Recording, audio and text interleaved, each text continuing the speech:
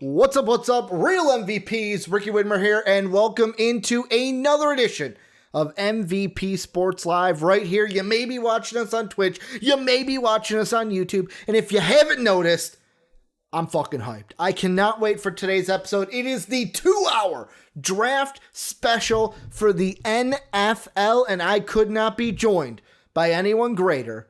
Maybe Dave Oster, but anyone greater than my beautiful co-host today, Jake Neverman. Wow, that's taking a little hit there. All right. You know what, doing? Jake, you are the man. Like, here's the difference. You're the man, but like I say in Wet Boys each and every day, Dave's the man, the myth, the legend. Plus, there is years upon years upon years that have been built up between Dave and I, and one chain in the comment, or one chains in the comment section saying draft eve. It is the greatest day of the year. I don't care. The day before the draft in NFL, NHL, MLB, NBA, no matter what sport it is, draft day and the day before it are the two best days of the year.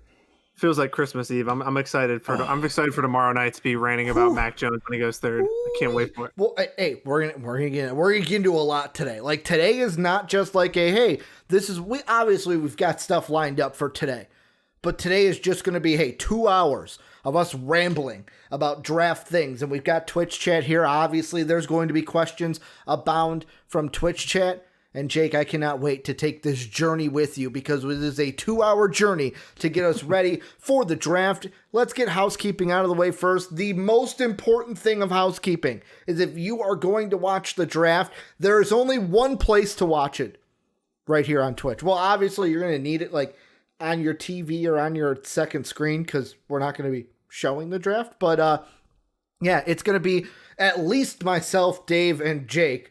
Dave yesterday was like, I didn't know I was invited. It's like, obviously you're invited, douche canoe.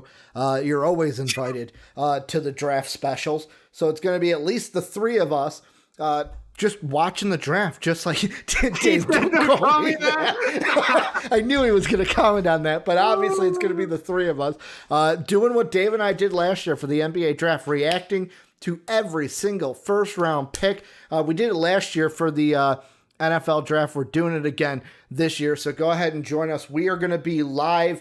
What would it be? We said, so they go live at 7 Central. Usually first pick isn't until 7:30. We're going to go live 15 minutes before that, have like a 45-minute pre-show. That's kind of like our MVP Sports Live. And then obviously the draft. So we'll be live 6:45 Central, 4:45 Pacific, 7:45 Eastern.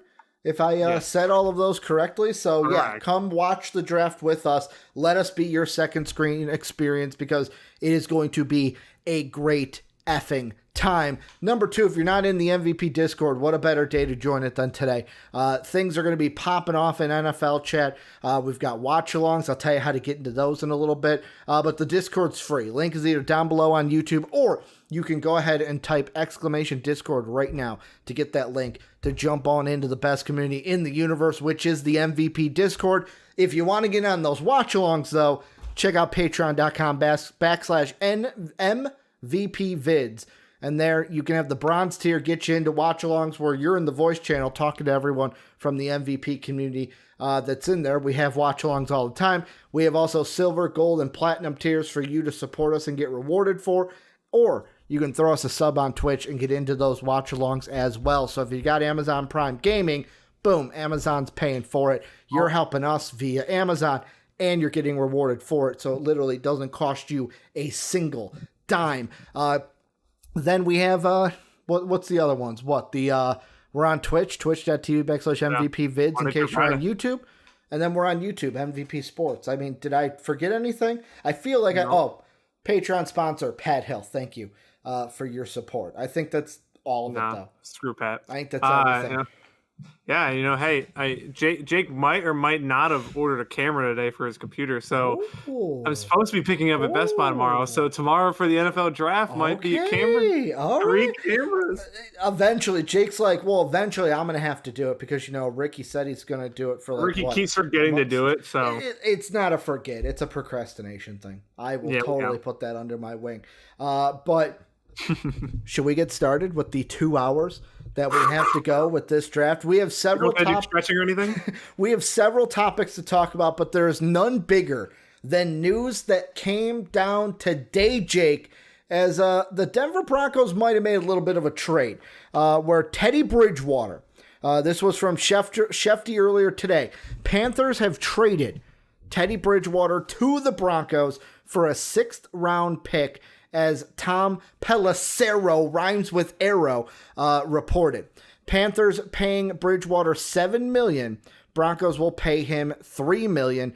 Trade does not take Denver out of the QB market Thursday night, per source.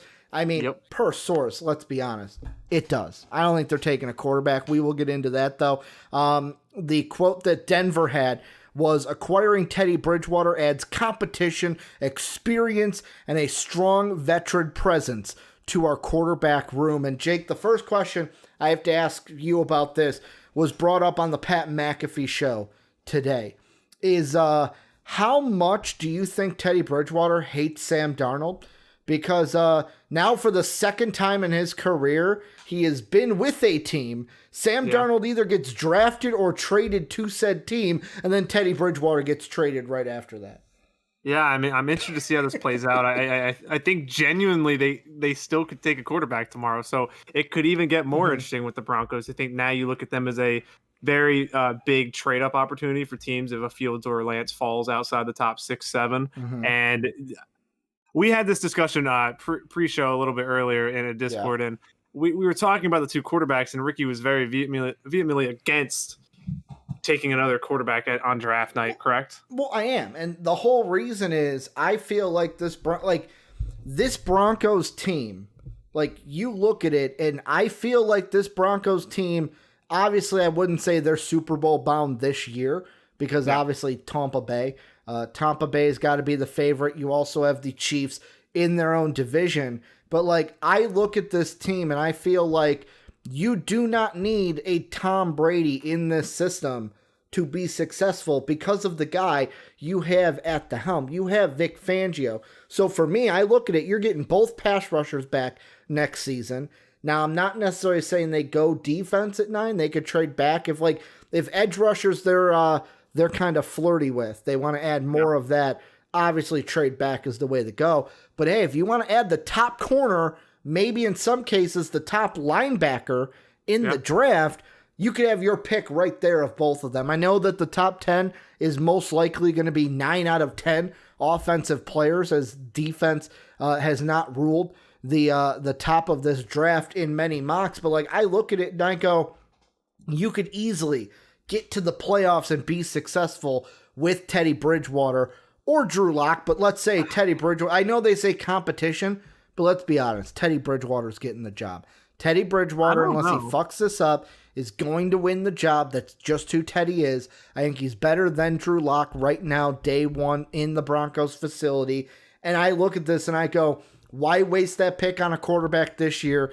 Go get some defense. Go get Patrick Surtain. He's going to be there for you. Lock it in. Get a corner along with that edge rush.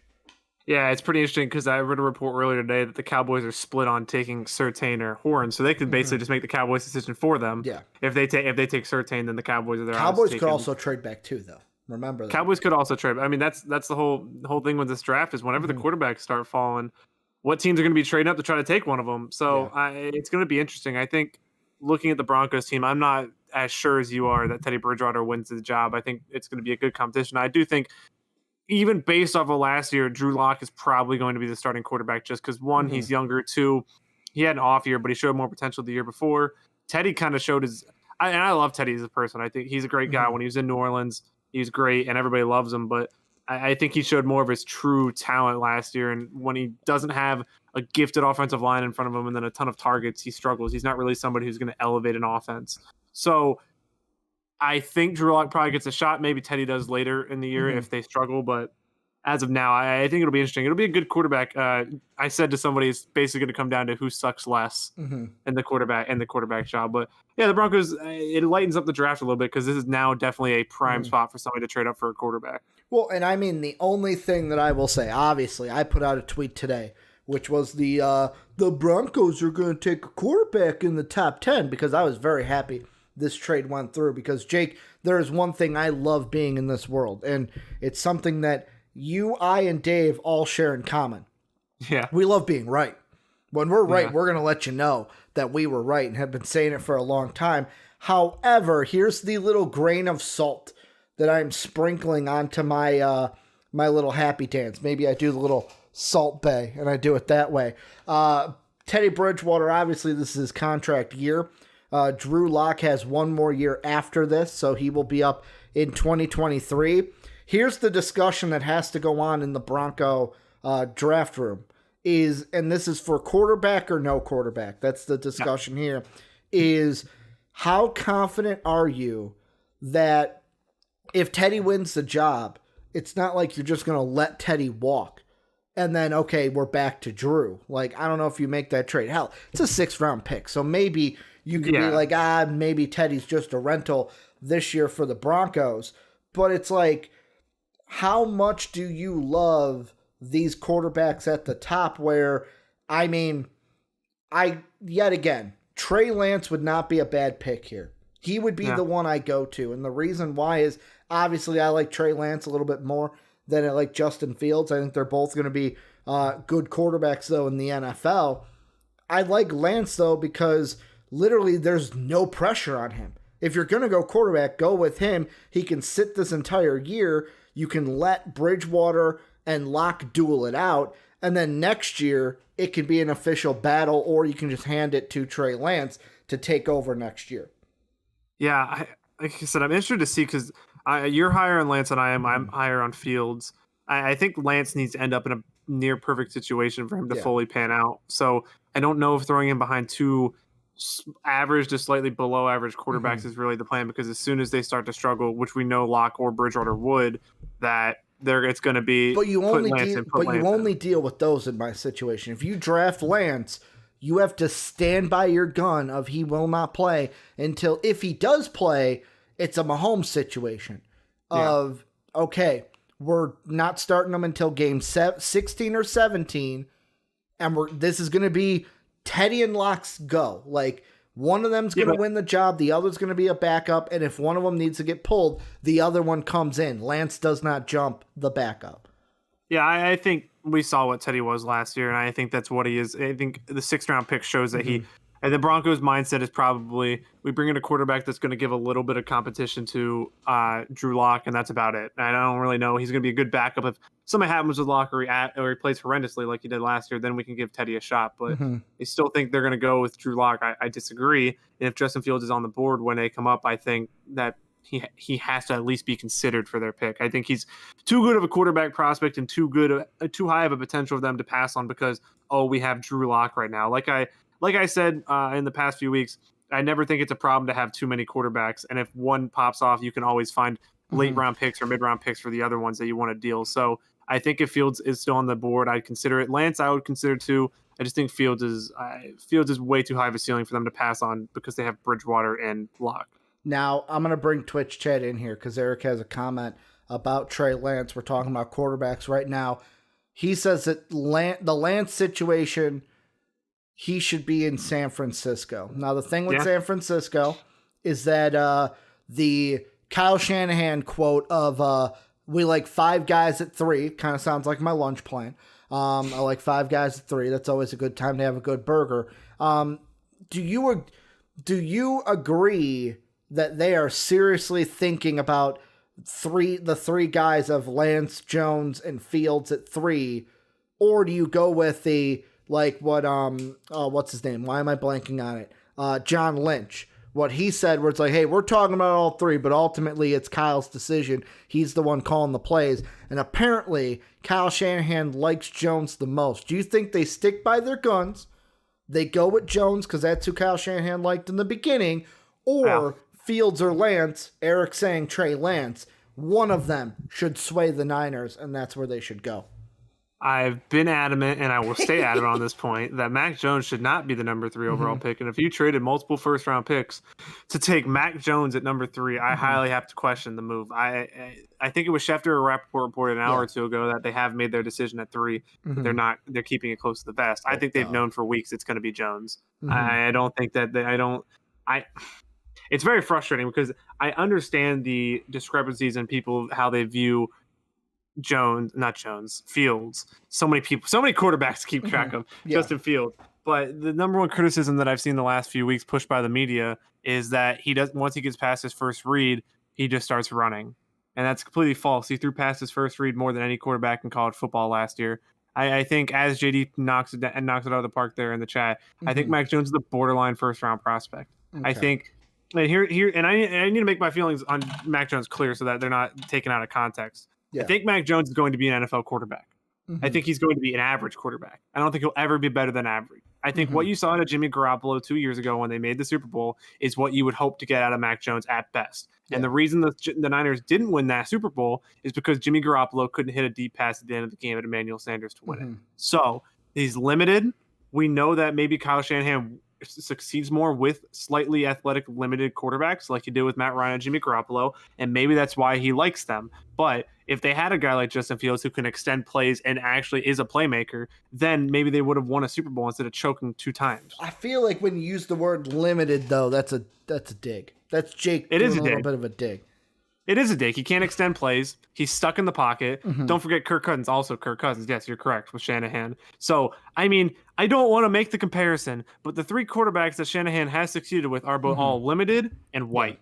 And what is Mac Jones? Limited and white. So is that the reason that he really likes him? And I'm not, and I think I have said this too. I think Shanahan can make his system work with just about any quarterback. And they have a great offensive line and they have good receivers and a good running game every year, even though they don't have a stud running back. So I understand why they're taking him at 3 and why I think they'll take him at 3, but I think passing up on Trey Lance, who could sit behind Garoppolo for a year, would be a mistake. And I think not taking Justin Fields, who, as Dave said, are we just ignoring the fact that Mac Jones has the best tape, potential best football IQ? I would highly disagree with that. I do say the thing about the best tape, and I have been on this bandwagon too, is the whole negative on him has been, well, is he a product of Alabama? Is Alabama, when it comes to quarterbacks, is he just the product of a really good team? Now, I've said the 49ers are that team. They have a lot of talent around him. And I've also said, kind of like what Jake said, where if you think he is the smartest quarterback in the draft, you take him at 3. And I don't think Mac Jones will struggle with the 49ers. I don't think so. There's a difference between Joe Burrow having anyone good in college when he had the greatest season by a quarterback in college history and Mac Jones being good in college when he had an absolute stud offensive line and 2 stud receivers. I know Waddle was out for most of the year, but Devonta Smith literally had one of the best receiving years out of any. Look at the 49ers. The 49ers, look at their team. Pretty stacked. Yeah. He's going to have George Kittle, Mostert. This offense can go. I am not disagreeing with you that he will succeed in the 49ers. He will be all right, and they will be all right because Kyle Shanahan makes him look good. Yeah. What I'm saying is that Justin Fields has a massively higher ceiling, and Dave said that he has the best tape. I disagree. All I need to do is watch Justin Fields against Clemson when he threw 6 touchdowns, and he dominated a team full of college NFL prospects, and then he struggled against Alabama, which his offensive line screwed him all game. If you put Mac Jones behind that offensive line that Justin Fields had in that championship game, he would have had a much worse game. So I don't buy the best tape just because Justin Fields had one bad game against Alabama. To me, if I was going best tape, I would say Trevor Lawrence has the best tape. Him or Zach Wilson. It would be him or Zach Wilson. Zach Wilson, I know that people like Colin Cowherd are very like, oh, I don't know about this kid. I'm telling you right now, Zach, here's how it is. Trevor Lawrence is the first-year number 1 pick. We've known that since his first season in college. Zach Wilson is the Josh Allen of this draft. He is the one that everyone's going to go, oh, he played at a small school. Oh, he didn't play any competition. And then he's going to go to the right team. Now, I know people saying the Jets, the right team, but I want to see what Salah does. I want to see if the Jets actually made the right decision making a head coaching hire. The Jets do worry me, though, with Zach Wilson. That organization worries me.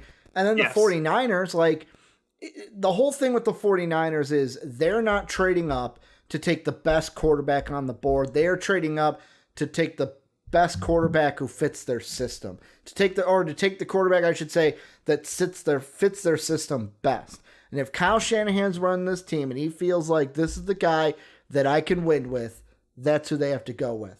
That's exactly who they have to go with. And I understand because you bring up, and yet again, this is a little Justin Fields thing going back and forth. You bring up Justin Fields, and you bring up, oh, look at this game he had against Clemson. I know the thumb was a little bit of an issue, but then I look at the Northwestern game, and I go, how you do so good against Clemson, but you don't do so good against Northwestern?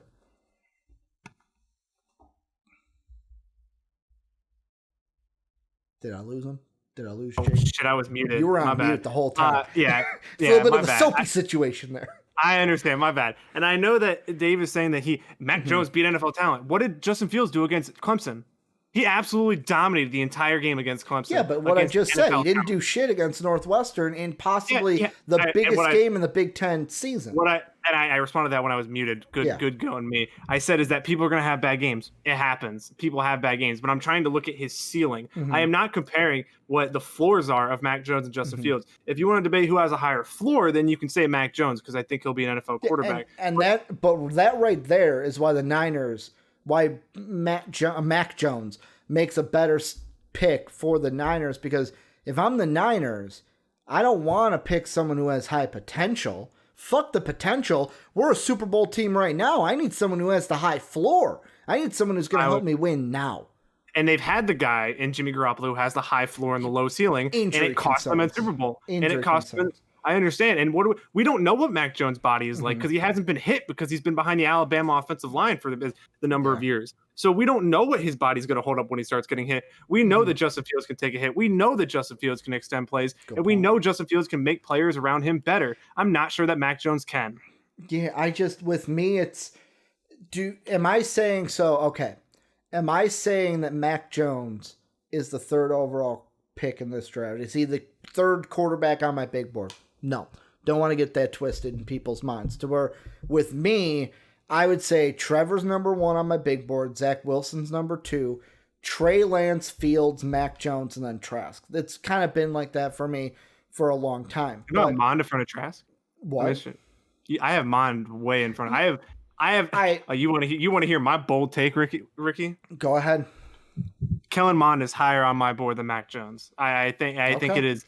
I think it is Lawrence, Wilson, Fields, Lance, and then Mond and Mac Jones. I'm a guy who goes for higher potential, lower floors. I'm not going there. And the thing is with the Niners, I'm not trading these multiple first round picks. My wash take. That is Dave loves Kellen Mond for months. I am not.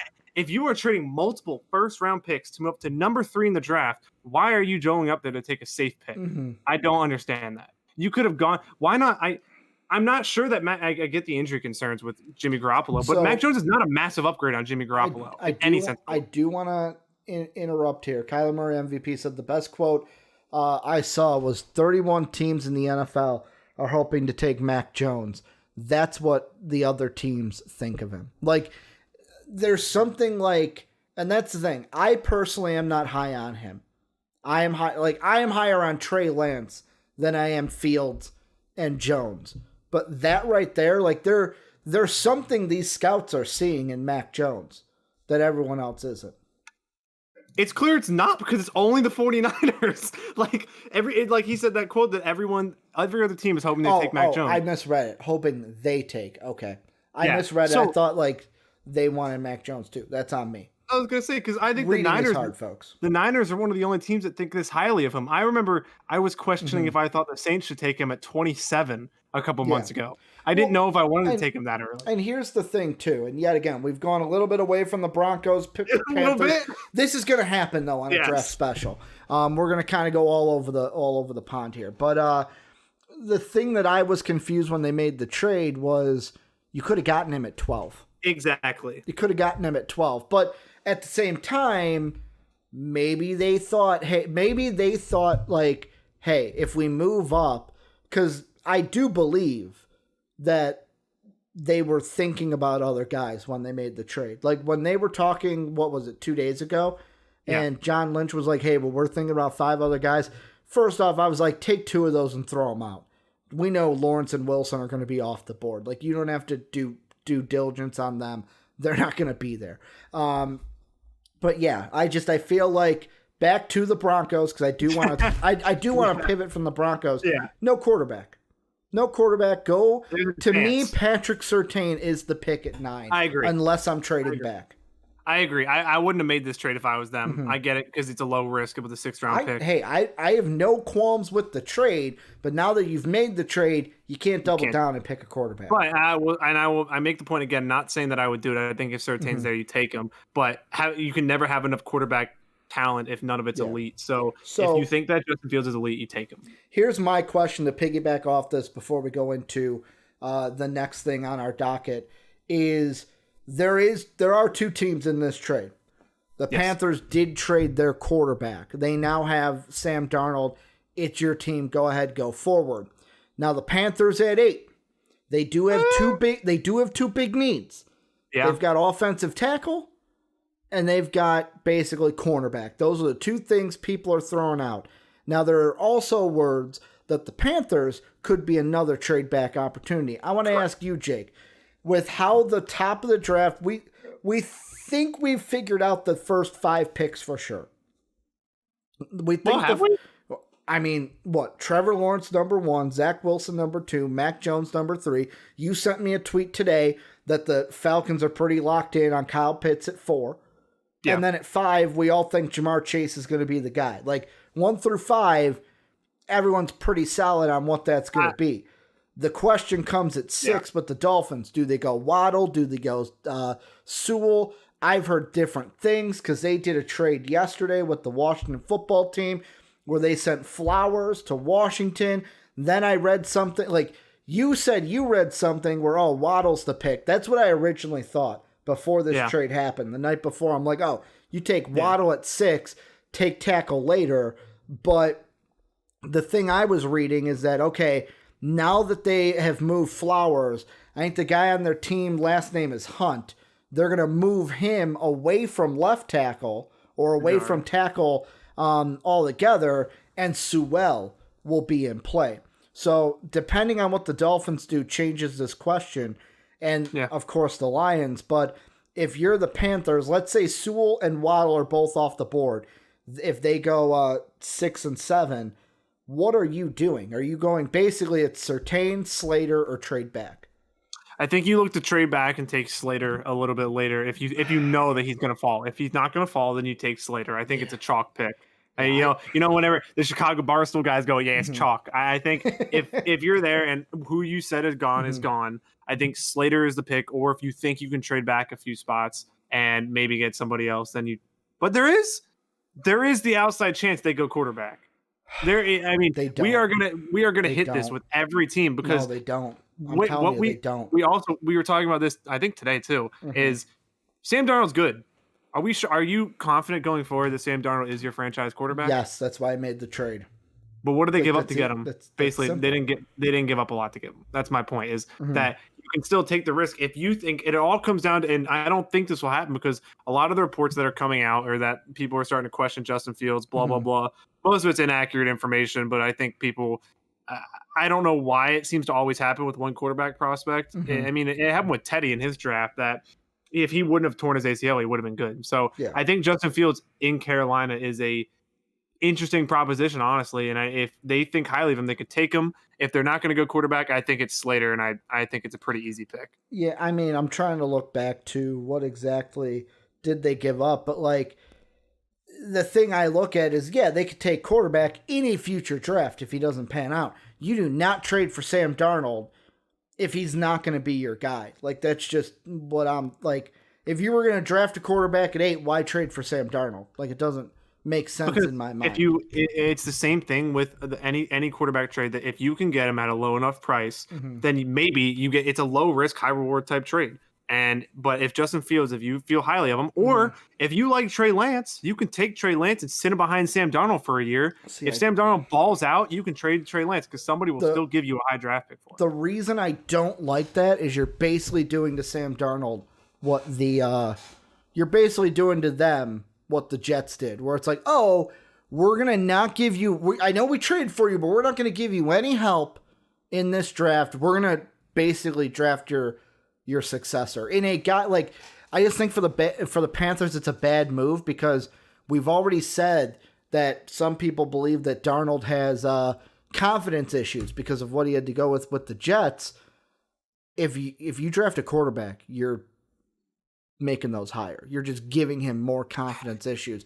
That's why I wouldn't do it. Now with the Broncos, the thing I didn't see that Dave asked, if Locke is not the starter, is there a chance he is available for other teams? If so, who? I say no. I think he's the backup. No. I think he's the backup because Teddy's done at the end of the year, unless Teddy balls out and the Broncos want to bring him back at the price that either Teddy wants or the Broncos want. I think he's their starter. I still think Drew Lock. I think Teddy was brought in to bring a little bit of competition, to be the backup, and kind of we saw Drew Lock kind of get complacent towards the middle to end of last year. So this is kind of getting a kick in your ass, trying to like, hey, we gotta get back on the train. Now moving on, two things we're gonna go into are things we haven't really touched this draft process that much. Yeah. One's the end of the draft that I can't wait for, but this one. Running backs, because there are two running backs that people love in the first round, or one that people love in the first round, one that people think might sneak into the first round. That's Najee Harris and Travis Etienne. I say it like that, Najee Harris, because there's a video I tweeted out, it was like weeks ago, where he basically was like, someone asked him on ESPN, like, how do you say your name? And he goes, yeah, you know what? I don't get it. It's Najee Harris. Like, that's it. Yep. Like, it's simple. And I was like, yeah, if you can't say his name, you can't read. It's literally what he said. Jake, the simple question is, how many running backs go in the first round? Do you have one? Do you have two? Do you have zero? I got one. Najee Harris is going in the first round. And let me explain to you how much I love Najee Harris. And you will see this later when we talk in our, we did a Discord mock draft. Yeah. And you will be seeing how much I love Najee Harris. He's a confident pass catcher. He can run between the tackles. He's a perimeter rusher. He can fit in any scheme, a man gap, power zone, whatever you want blocking scheme, he can fit into. He's tall. He's strong. He literally has no weaknesses in his game. And I understand running backs in the first round are question marks. And if this draft wasn't pretty loaded with depth, he would be talked about as a higher pick. He is an absolute stud. He's going to be a top 10 running back in the league. Running backs are fickle to pick with, so it's hard to understand exactly where he's going to go. But if he falls to the late first or early second, he's an absolute steal for whoever gets him. So I'm going to ask you this. Put your money on it. Who's the team that's drafting Najee Harris? I think Miami Dolphins are a pretty good bet. If they trade back for any of their picks, even at 18, I think they're a good threat to take him because they need a running back pretty badly. And if they could go double skill position in the draft. If they go receiver at 6 and they go running back at 18, it's definitely a possibility. They would have to be the most likely team. Yeah, I'm surprised by that because there's two teams that I would have said before that. The Dolphins, to me, I will say this. I think there's three positions that they are drafting with their two picks. They're just got to choose. Tackle, wide receiver, edge rusher. That's it. And the picks I think that they are, it's either going to be, so wide receiver, it's either going to be Jalen Waddle or Bateman. Tackle, it's either going to be Sewell or any of like the Taven Jenkins, Vera Tucker, Darashaw, depending on who's there at 18. And edge rusher, it's either going to be Kwity Paye or Jalen Phillips. Like, it's going to be a combination of those guys. Kyler Murray said the team I thought you were going to say, Jake. Steel curtain, baby. Steelers. Don't do that to me. I had them pulled up because, to me, you look at their running back. So they have Benny Snell Jr. under contract for 2 more years. And then they have Jalen Samuels, who is up at the end of the year. Now, I know they have, like, on here, Ballage, Edmonds. They have McFarland. Those are whatever. Not even in the conversation. Here's the linchpin with the Steelers of... In my mind, I feel, and I've been saying this for a long time, get on the bandwagon or don't get on the bandwagon. It's your choice entirely. I think Mike Tomlin wants Justin Fields. I think Mike Tomlin wants to move up and draft Justin Fields. Now, a couple of things play into this, Jake. One, does he have the support of management? Is management going to go, hey, we got to go up and take that? And also, I saw what Frosty said. Would you draft a running back in this round? Nah, G. I like that. Nah, G. But does he have the support of management? I would say he would, because they trust Mike Tomlin. They want this team to be successful. Steelers don't want to enter a long rebuild. They want to be at the top where they've been pretty much my entire life. It's coming. Well, here's the thing, though. The second part of it is, can they find a trade partner? Can the Steelers... Because to me, the race for Fields is basically who gets a trade done first, the Steelers or the Patriots? Because I'm starting to buy in with what you're saying, Jake.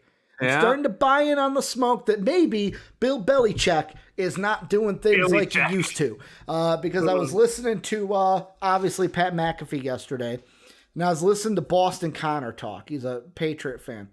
And the way he brought up something that, like, hey, Robert Kraft even came out and was like, kind of like, hey, we're not doing things like we used to because we got to change the game a little bit. And I'm starting to buy what you're smoking. I'm starting to like, hey, pass that over here, Jake, because I feel like whoever's going to get Fields is whoever can get the trade done. Can the Steelers get a deal done with the Panthers? Can they get one done with the Cowboys? Or can the Patriots get one done with the Panthers or get one done with the Cowboys? I am putting my money, and this will be shown later. I'm putting my money on the Steelers getting a trade done.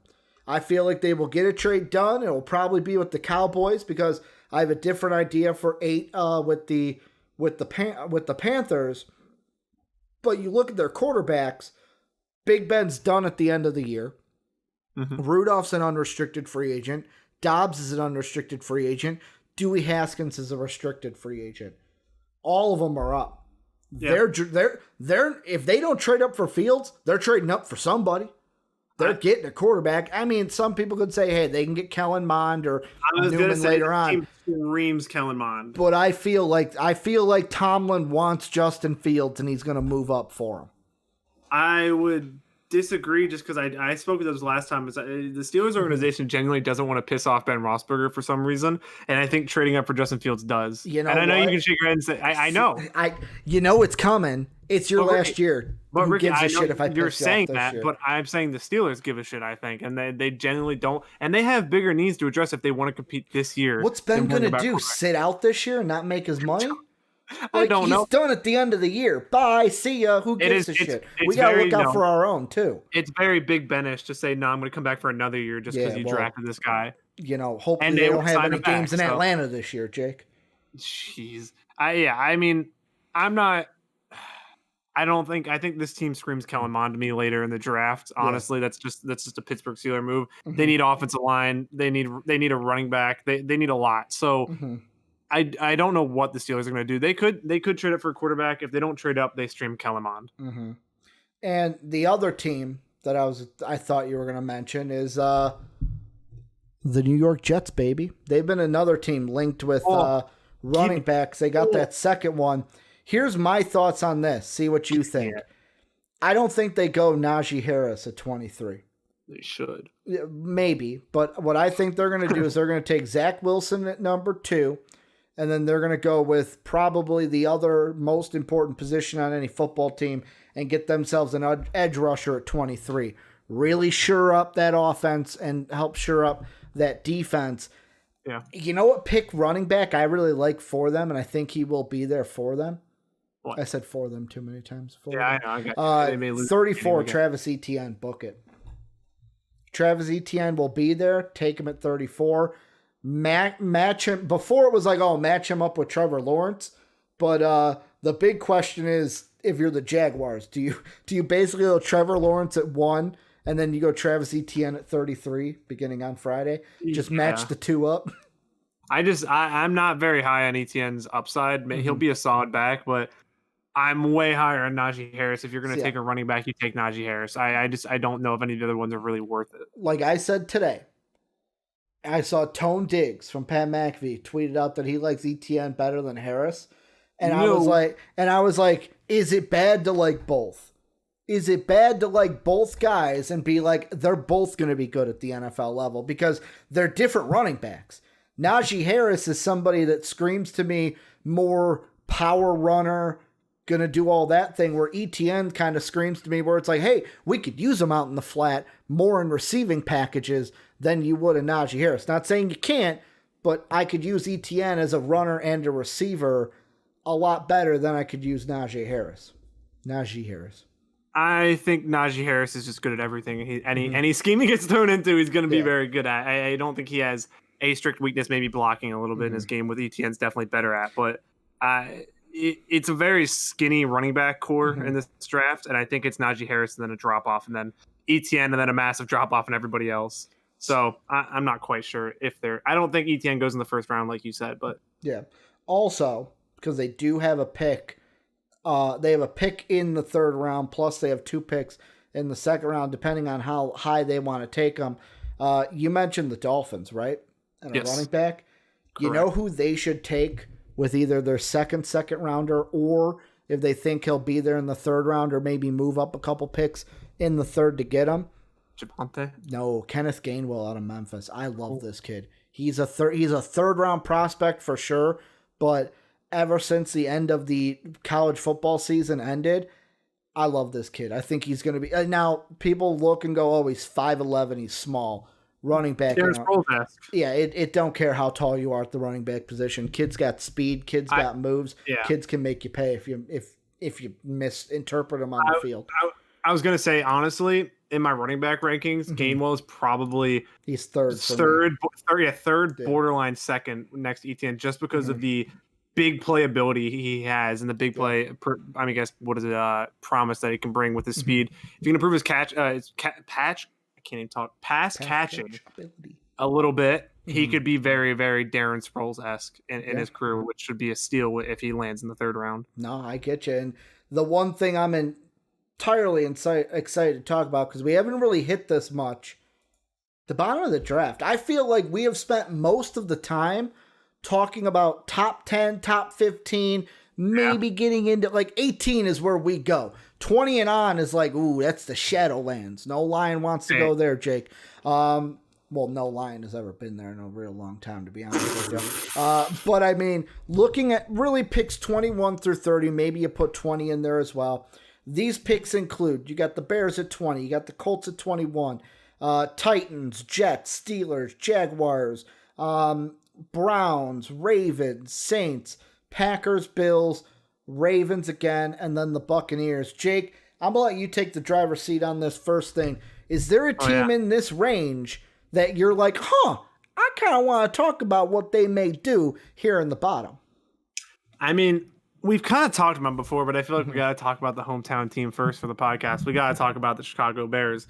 They have... I thought you were going hometown like because where the draft is at. I thought you were leading up. Okay, drafts in Cleveland, Browns. That's what I thought you were leading up to. We can talk about them too, but the Bears have a lot of needs. They still need they need maybe a corner help, offensive tackle help, wide receiver help. They still need a better quarterback than the Red Rocket, even unless they're going to go tank commander this year and go after Sam Howell next year. I'm interested to see where they go. They're a huge trade up candidate, but if they do end up staying where they are, I think they're in the Tevin Jenkins, Christian Darrisaw, see who falls and see who's there when they pick. But I mean, they're a dark horse. Not a lot of people have them going receiver. This is the Rashad Bateman team that if they are not confident with keeping Allen Robinson long term, Rashad Bateman is the guy. Not replace Allen Robinson, but he can at least at some point stick in and replace some production that you get from Allen Robinson. If Allen Robinson wants to leave, you can move on from him, start with Darnell Mooney and Rashad Bateman, and hopefully get a quarterback and improve the offensive line after. Yeah, I mean, so the thing with the Bears, I'm not going to go full in on my tinfoil hat and my exact prediction for them because we are going to be talking trades next. Yeah, and I have them as a trade up. That's why I'm saving my team. Yeah, I don't want to give that away. But the thing with the Bears is, I love when you said Bateman. There were 2 picks I'm making here. Yeah, I'm either taking Bateman if he's there, the best offensive tackle, and that's about it. Like I know cornerback. Some people may say, well, like, oh, Greg Newsome the second. Yeah, Greg Newsome the second's great, but unless you have, and I gotta go to the big board because I gotta read this off. Unless you're telling me that Darrisaw, Vera Tucker, Jenkins, even Samuel Cosme, maybe those 3 or 4 guys are all taken before 20. I don't see that being the case. I think at least 1 or 2 of them may be available there at 20 for you, like, go ahead and take it. Or the only other time I'm going cornerback is if I've seen some mock drafts where your boy Jake, Caleb Farley, falls a little bit. I've seen him fall into the 20s. I've seen him fall into the 20s. If, let's say, you have to pick between, obviously I would take Taven Jenkins probably over Caleb Farley if I'm the Bears, just because of need over BPA. But, like, if those guys are gone and your picks are Cosme, the best tackle, either Tooney or Marshall as your best wide receiver, and then Greg Newsome and Farley, I may just go Farley and say I'll worry about wide receiver later. But I think a certain team is going to trade up and take Caleb Farley, wink, wink, in our next segment. Yep. So I think tackle is the Bears we have been talking about for, it seems like 2 or 3 years now, that they need to improve their tackle positions, and they still have not done it. So if you have to move up to go and get a Darrisaw, or move up to go and get a Tevin Jenkins, you do it if you're the Bears. I know they need quarterback, but if you have a chance to get one of these offensive tackles and have to move up a couple spots, you do it. My important team. You ready for this one? Now I want to ask you what you would do if you were this team. Okay, I'm ready. Green Bay Packers. Do they finally get Aaron Rodgers some GD help? Quarterback. Oh, yeah, that's right. They're going to trade Jordan Love so that they can take Kellen Mond right here, right? That's their plan. Oh, that is, could you imagine the shitstorm? They trade Jordan Love to the Patriots and then take Kellen Mond with this pick. Yeah, they're an interesting team. I mean, genuinely, if you look at most big boards around that time, Rashad Bateman probably, right? If he's there, but I'm not sure if he's going to be there anymore. I mean, I would love Terrence Marshall Jr. to them. I was going to say I would love that or Elijah Moore, because Elijah Moore, more of a slot receiver. You could have blanking. Almost said AJ Green. Did not want to say AJ Green. Top receiver that they. Why am I blanking? Yeah, Devonta Adams on the outside. Right. Lazard as your number 2. Boom, Elijah Moore in the slot. See, we're saying all this, and they're going to take, like, Zaven Collins. Oh, I know. Like, this is what they should do and what they will do. Completely different things. Oh, they are such a Christian Barrymore team. That is such a Packers pick. Oh. Is they don't need. I don't even know if they need interior defensive line. That is such a. They do. Right now, the Draft Network has QB and edge rusher as their like what don't needs. So so that's what they don't need. Yeah. So they're going to take like Jalen Phillips if he's there. I was going to say, something like that. Maybe they'll take Xavier Collins, something like that. Yeah, the Packers are so confusing. I hope for their sake they finally get another weapon to go across from. I mean, I would be interested in Kadarius Toney to them. I think that would be a very interesting fit next to Devontae Adams. Get Aaron Rodgers, even if it's an offensive tackle. Like, am I going to be excited about a tackle? No. But at least it's something to help Aaron Rodgers. Like, get something to help Aaron. If they reach and take Cosme, I'd be like, okay, I understand that pick. It's only a couple of spots reach for most big boards, but I think Kadarius Toney, Cosme, and Bateman would probably be the 3 guys I'd look at them taking. And since I'm saying that, they're probably going to take Gregory Rousseau. Yeah, probably.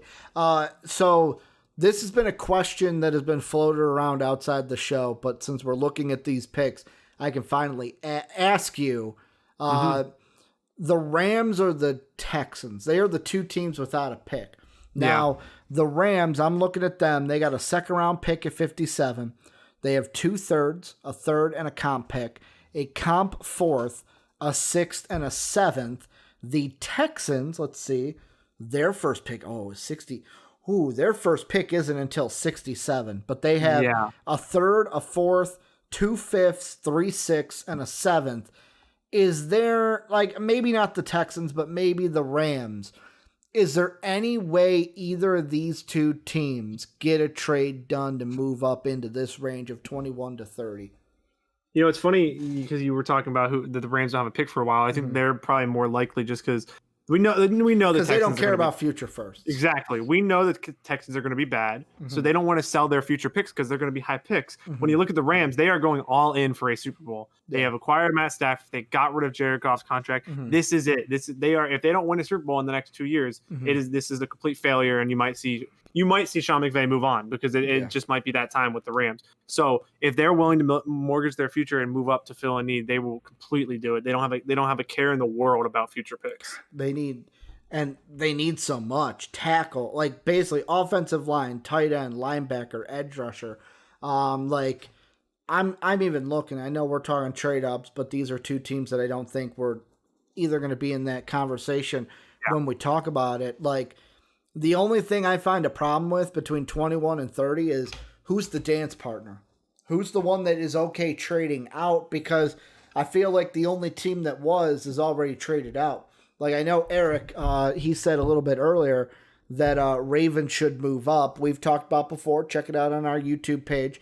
When we talked about the Ravens getting that second pick, they are going to use both picks. They are going to probably get an edge rusher, but then also a wide receiver. They're probably going to go wide receiver with one of those picks, and then I'm thinking edge rusher with the other one. Usually people would look at 32, and they would be like, hey, go with the team that just won the Super Bowl.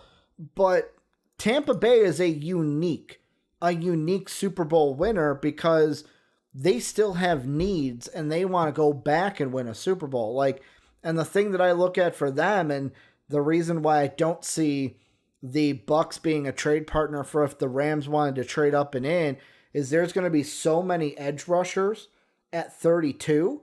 The only ones that they have on their contracts is they have William Golston. He's up at the end of the year. Pat O'Connor up at the end of the year. And then they've got Benning Patoa or Benning Potato, Sam Renner, and then Vita Vea. But Vita Vea more of an inside now. Ndamukong Suh more of the inside. For them, they need edge rushing. So they're going to be like, nah, G, we're not going to move either. We're going to stay here. We're going to take an edge rusher. I can see it. I think the Bucs are an interesting question mark because they're the first ever Super Bowl defending champion to bring back every starter they had or something. I think it was some weird stat like that.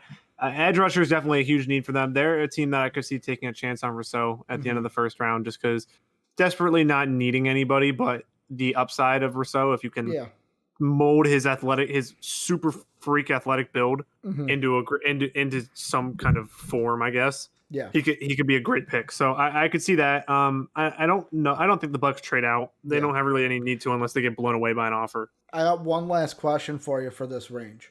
Yeah. Well, Eric says our TB trades out of it. I don't think they will. Like I just said, I think they're going edge rusher. They're going to take it. They can't afford to pass up on not getting that first round edge rusher. The last team I want to ask you about is a team that I was so sure about at the beginning of this draft process. Like, this is what they're going to do with the second pick. And then obviously things changed with earlier on the Jaguars, Trevor Lawrence number 1. And I always had Pat Freiermuth right here at, 24, 25? Let's see, 25. But now things have changed. Pat Freiermuth no longer looked at as a first round talent on many boards.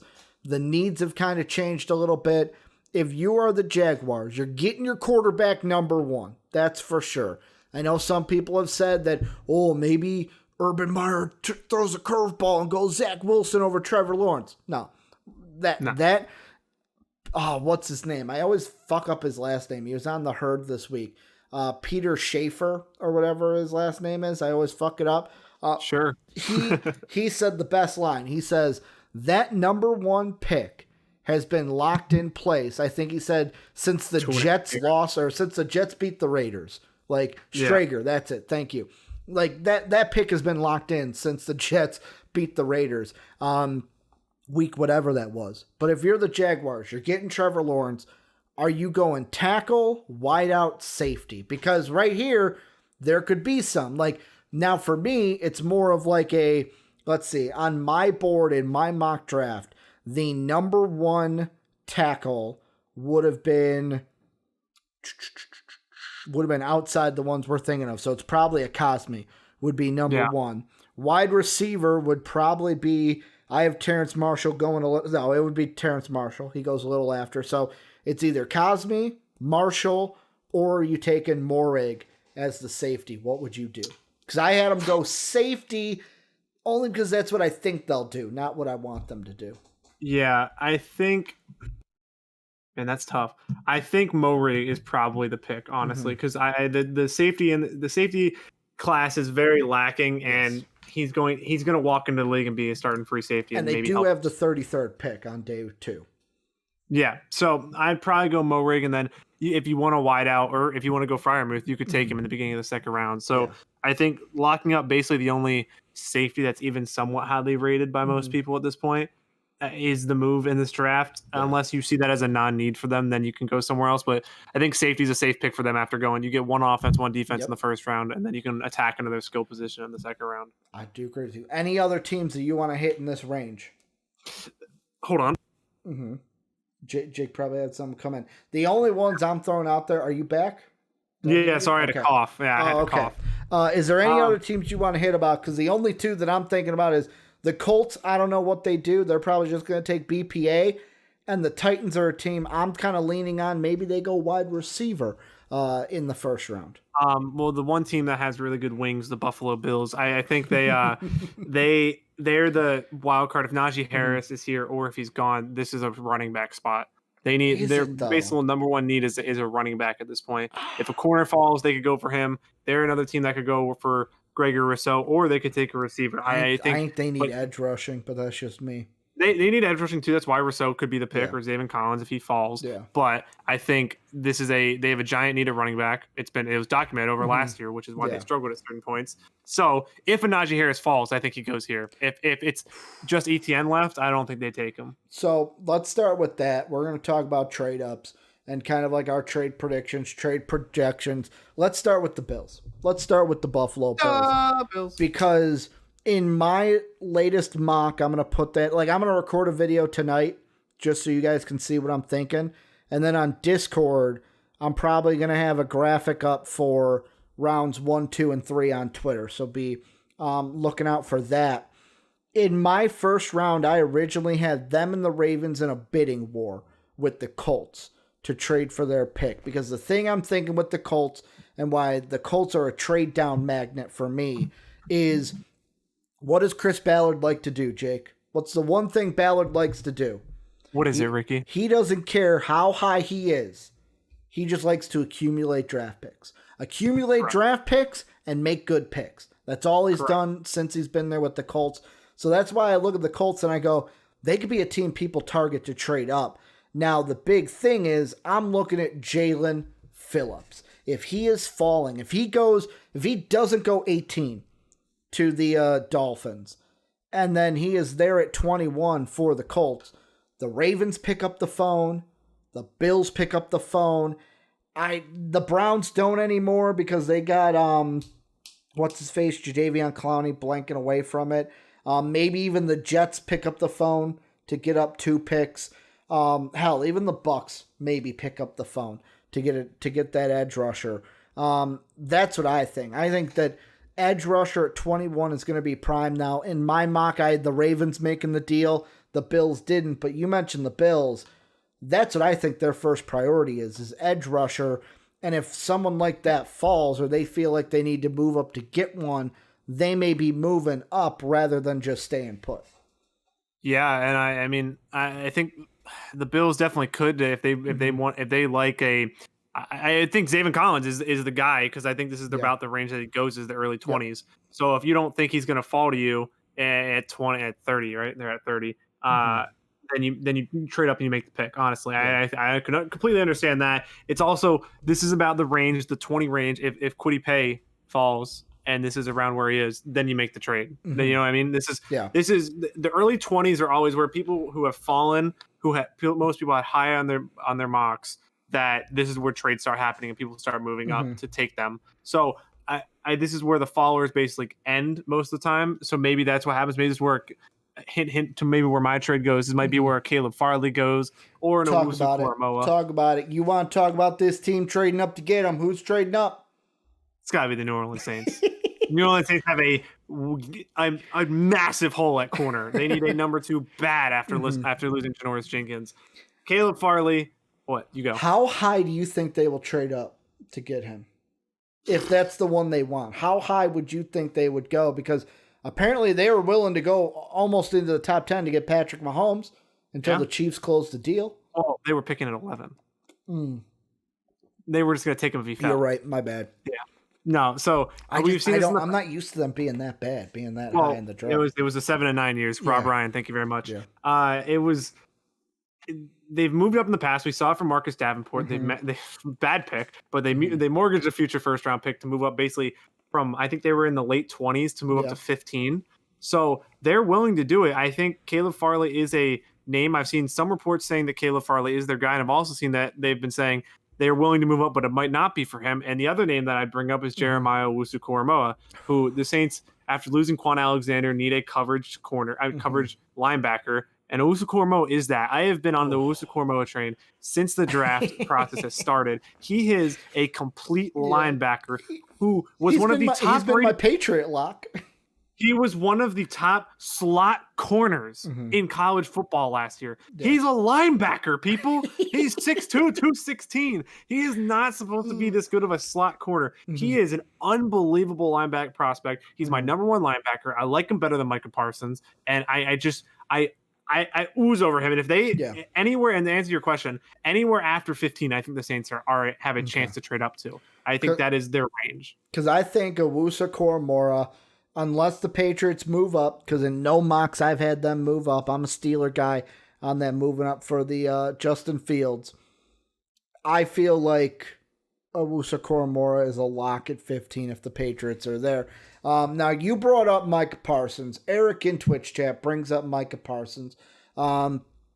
Eric says Micah Parsons might fall. And then he said 16. I think he's talking about when I fucked up the picks. But here's the thing with Micah Parsons, and this is what I was not hitting on earlier. You know how we said the top 5 is probably solidified in most minds? Yeah. The Dolphins. Let me ask you this, Jake. If you are the Dolphins, what are you doing? Gun to your head, who are you picking? Who do you think they will pick? Let me put it that way. Who do I think they'll pick? Yes. They'll pick whichever one of the 3.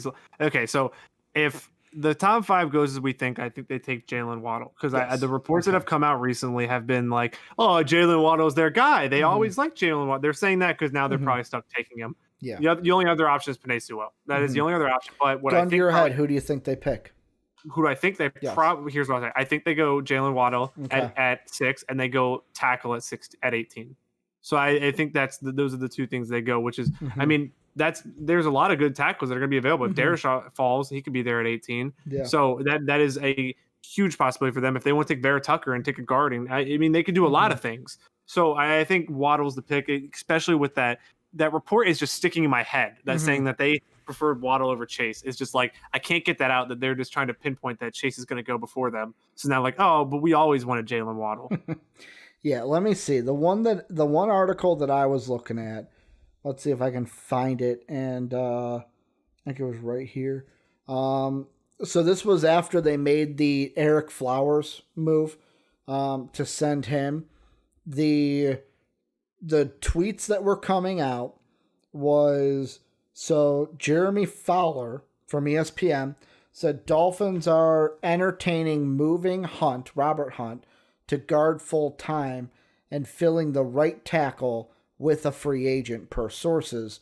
So this move speaks to that. Then there was another tweet about it. Dolphins are indeed moving Robert Hunt to right guard, and Penei Sewell. I accidentally clicked on the tweet, so it opened up in Twitch. Penei Sewell is a possible at number 6. Sources tell the Miami Herald. And then Simon Kinley's first snap at left guard after Eric Flowers left the game. And it was a nice play for Tua Tagovailoa. I don't know what they're going to do here. To me, this is back to where we thought the Falcons were going to be. The only thing is they're making the pick. They're not trading it. I'm on the other side of you. Gun to my head, I think they're taking Penei Sewell. So I'm going to say both situations because both could happen.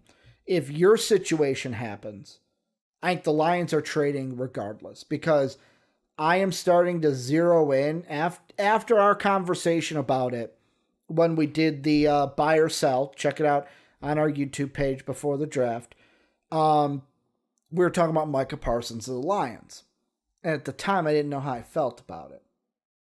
But then I was thinking to myself, I was going, MCDC guy. And I started looking into Micah Parsons stuff, looking into Lions draft stuff. Yeah. I think the Lions are sold on Micah Parsons, and that's who they want. Here's the thing, though. I feel like they're smart enough to know we don't have to take him at 7 because the Panthers won't take him. I don't think the Broncos take him. I don't think the Giants take him. I don't think the Cowboys take him. He will be there at a certain pick. There are 2 teams that I'm looking at as possible trade-up candidates for the Lions.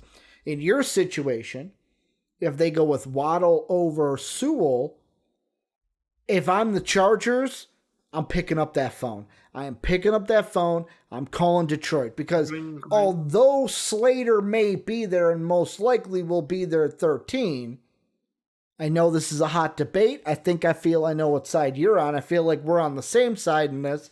Who would you rather have, Penny Sewell or Rashawn Slater? I'm going Penny Sewell all day, every day. I don't understand how it's a debate. Generational talent. That's all you need to know. That's all you need to know. I don't understand how it's even a debate. I think this is the Chargers' wet dream is if they can trade up and get Penei Sewell and pair him with Justin Herbert, obviously the former Oregon teammates. So I think that is the move the Chargers want to make.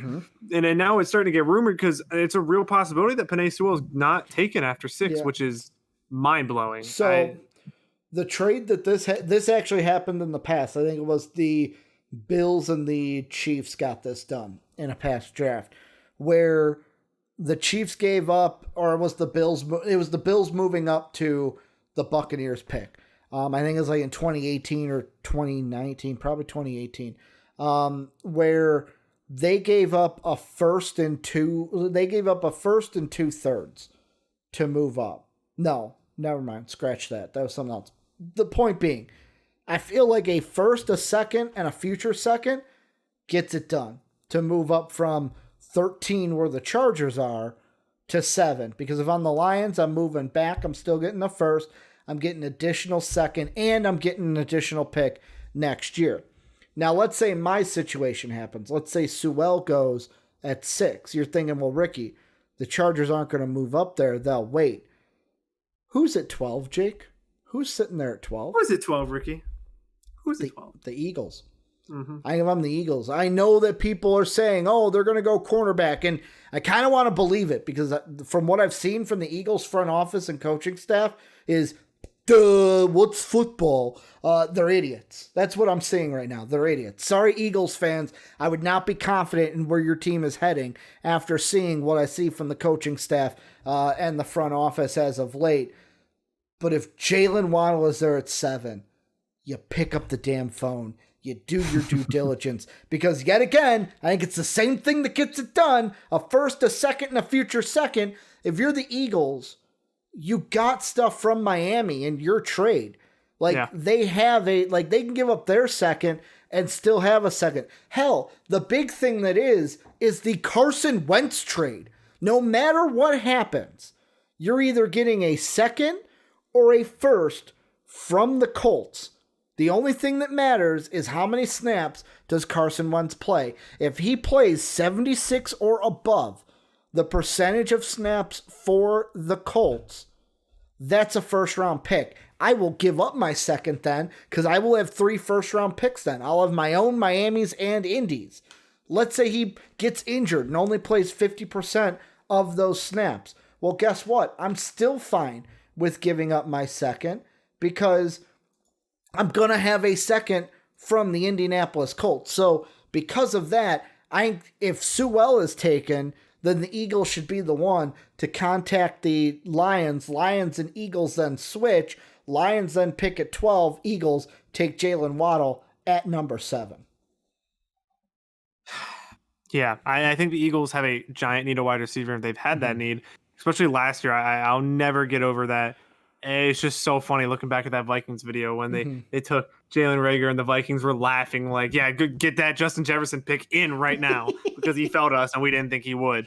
So I love JJ.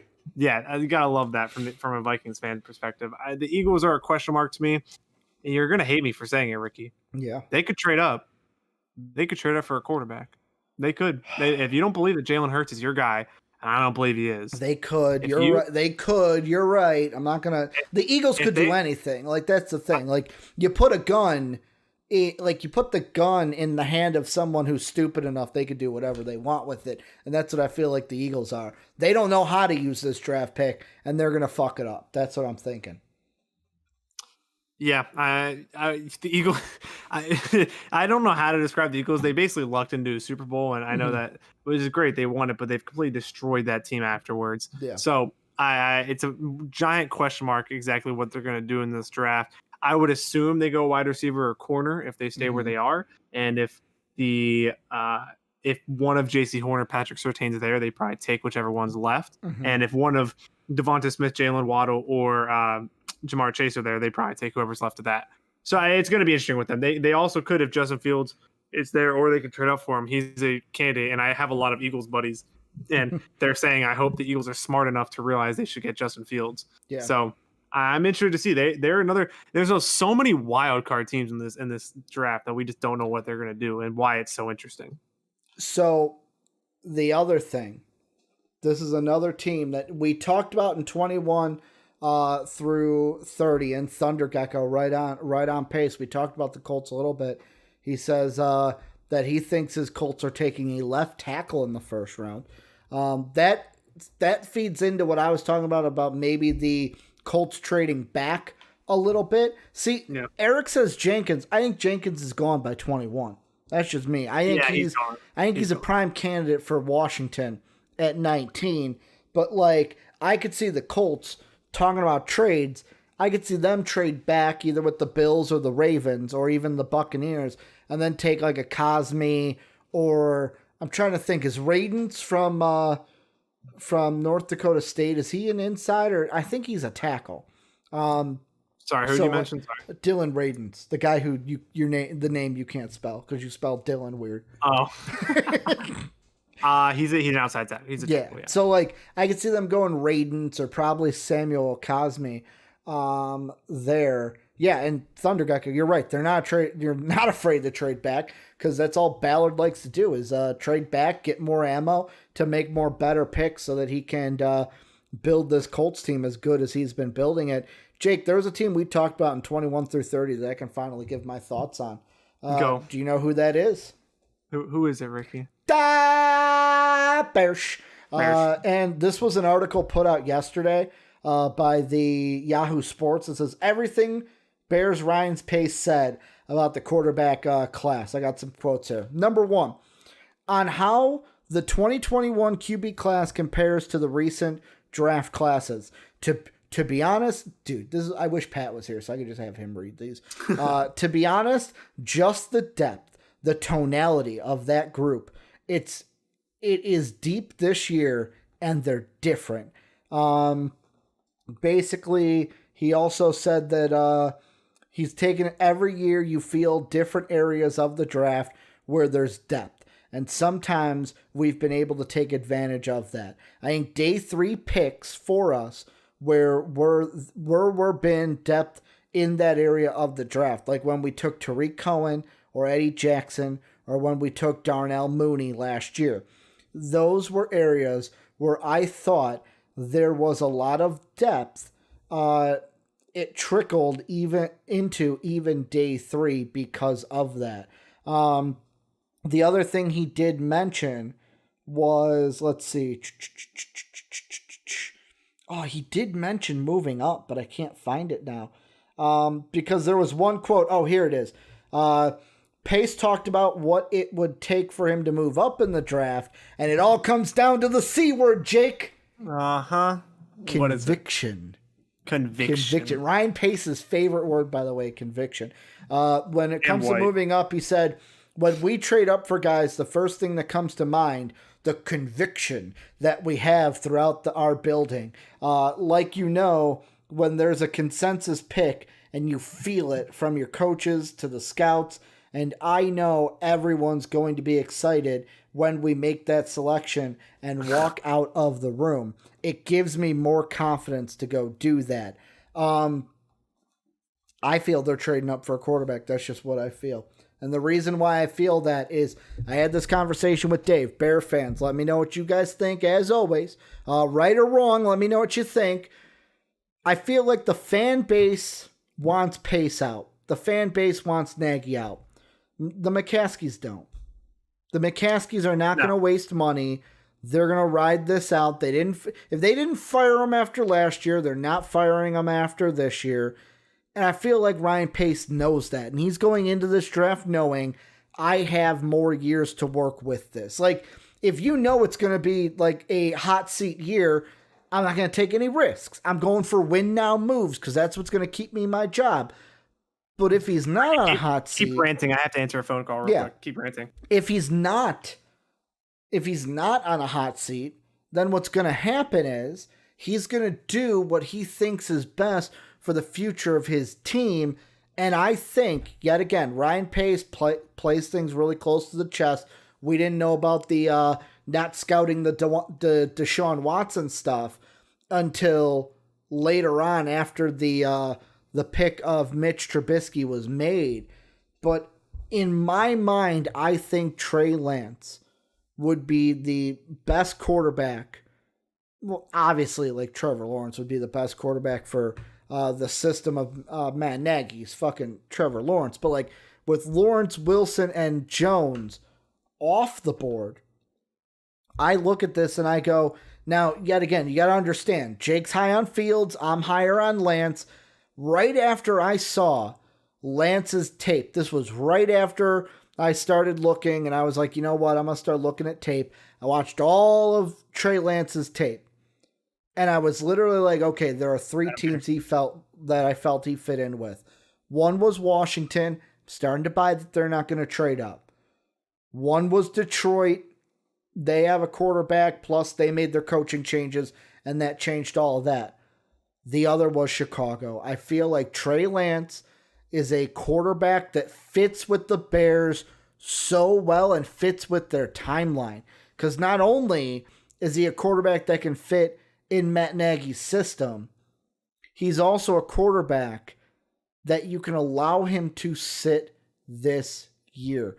You can have him sit, let Andy Dalton and let Nick Foles do their thing, and then next year or end of this year into next year is Trey Lance's time. Now, I know Bear fans, you may not like this. Jake, I don't know if you're back. This is kind of the end of my thing. I have the Bears and the Panthers making a trade because I feel like the Panthers would feel like they could move back to 20, get some additional picks, still get an offensive lineman or even a corner. If they're sitting on that decision, they could be like, fuck it, let's trade back. We'll make that decision at 20, get some more picks. I feel like a first, a third, and a future first gets this done. Moves the Bears from 20 to 8. They take Trey Lance at 8 overall. First off, I like to apologize. I had my family member finish The Sopranos and had to rant about the ending to me real quick. So how angry they were probably at the end of The Sopranos. She said she thought her Apple TV cut out. I said, nope, that's the ending. The Bears are interesting to me. I'm not sure if I buy the trading up for a quarterback unless Nagy and like you said, they don't feel like their jobs are on the line, that I don't see them doing it just because, the Steelers and the Bears are prime teams to take a Kyle Trask or a Kellen Mond. I know the Steelers have been interested in Kyle Trask. I would assume the Bears have been interested in Kellen Mond because, well, actually, you know what? No, Kyle Trask seems like a Chicago Bears kind of quarterback. So maybe he's a Ryan Pace kind of guy, if you know what I mean. So I could see them going with something like that. I don't buy them moving up and taking a Lance or a Fields. It just doesn't. I don't know why. There's no reason behind it. It just doesn't feel to me like it's going to happen.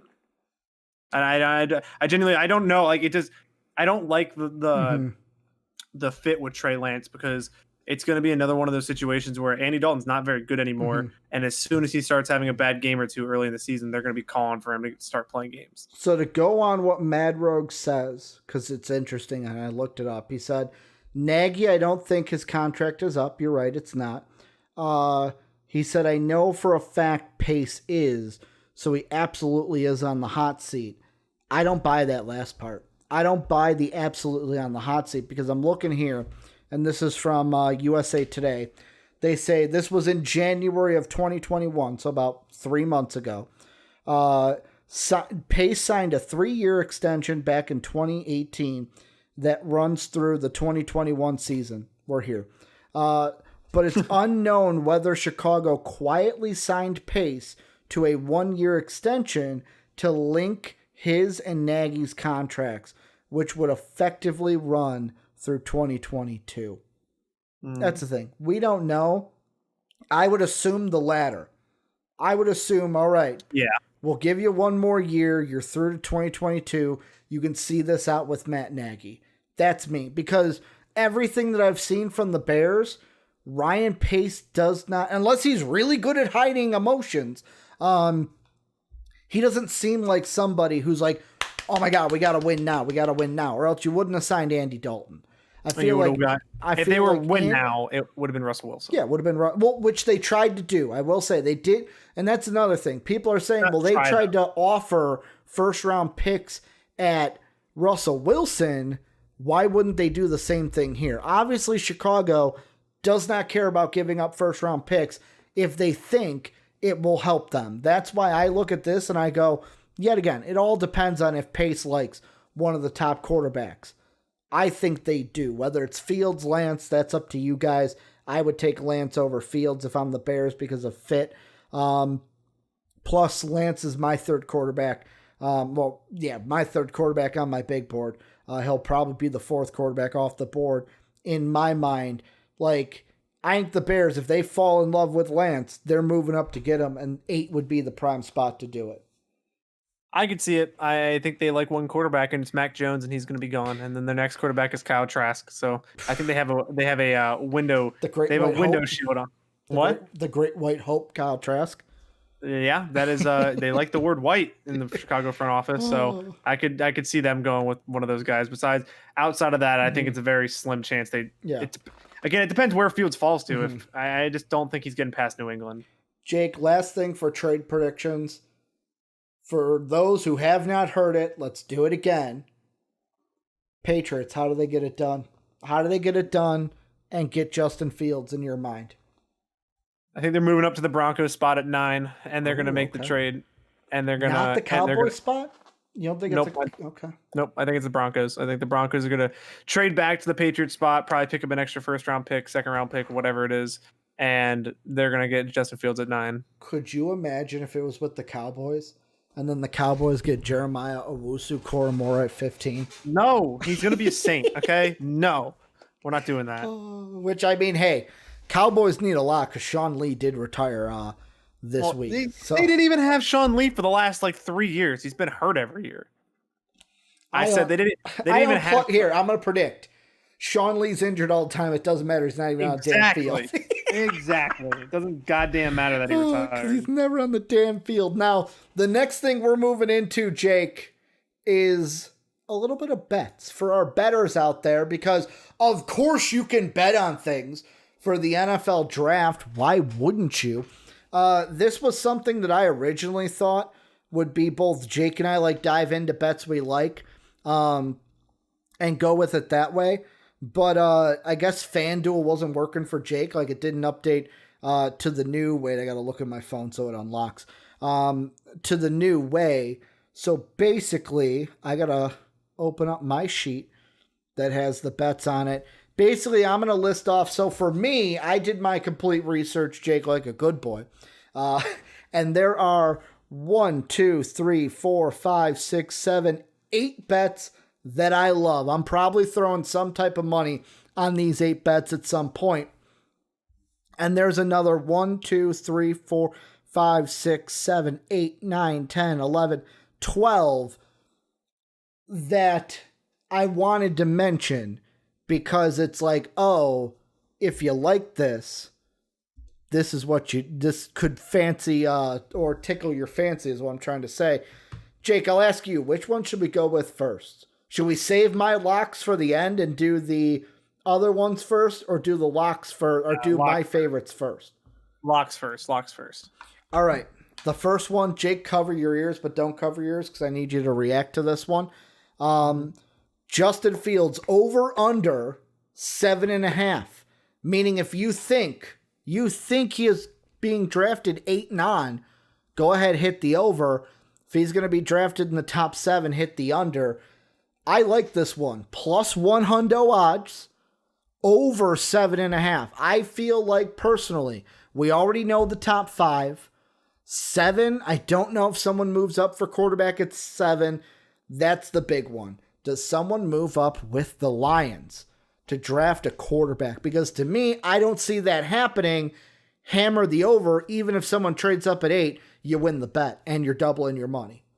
Yep, I would agree. I think if somebody moves up for the Lions, it's probably going to be for Trey Lance. Mm-hmm. So if I think Justin Fields, that's a pretty solid bet. The 7.5, I think, is definitely the over. At plus 100 for over 7.5, how much money would you put down if it was you? Couple bucks, $5. All right, $5. That's what I may do then. $5 on that one, double your money, boom. That's a $10 profit. The next one, Giants at 11, Devonta Smith, 230. It's the favorite, but I like it. You're getting plus odds for a pick that I think happens. Sorry, who's to who again? Sorry, I missed the team. Giants, exact pick, Devonta Smith. Plus 230. Yeah. I think the Giants are a prime trade down candidate, though, and taking an edge rusher. So I would stay away from this one. I think they're a prime team to trade down and take a Kwity Paye in the early 20s, late teens. Yeah. So because I will say, by the way, don't mean to cut you off. You can pick overall picks for like the top ones, but like Trevor Lawrence for number 1 is minus, what is that? 20,000. Wilson's minus 5,000. Mac Jones is minus 310. Should have hit that earlier if you wanted it. Pitts is minus 210. And then they have basically odds on top 10, a top 10 pick. So you can kind of throw some sprinkles on there to where like some guys that give plus value. If you think Devonta Smith is going to be top 10, if you think Parsons will be top 10, Paye, Darashaw, Phillips, Tucker, Farley, all those guys plus value. Go ahead. Yeah, no, I think that the Giants are a prime trade down candidate, so I'm not as confident in that one. Who's your top 5? So your top 4 quarterbacks are Lawrence, Wilson, Fields, Lance. Oh no, never mind. This is what order they're going in is different. Yeah. I think Lance goes before Fields. So this is different. So this is exact order of the top 4. What we know, minus 135. It's a bad bet if you do that. It's a bad bet. I'm trying to look up the other, because they had it to where it's like, oh, there it is, Giants. So like, if they don't go Smith at 11, who's another person you think you'd be like, okay, they're going to go him at 11 if you're not high on Smith?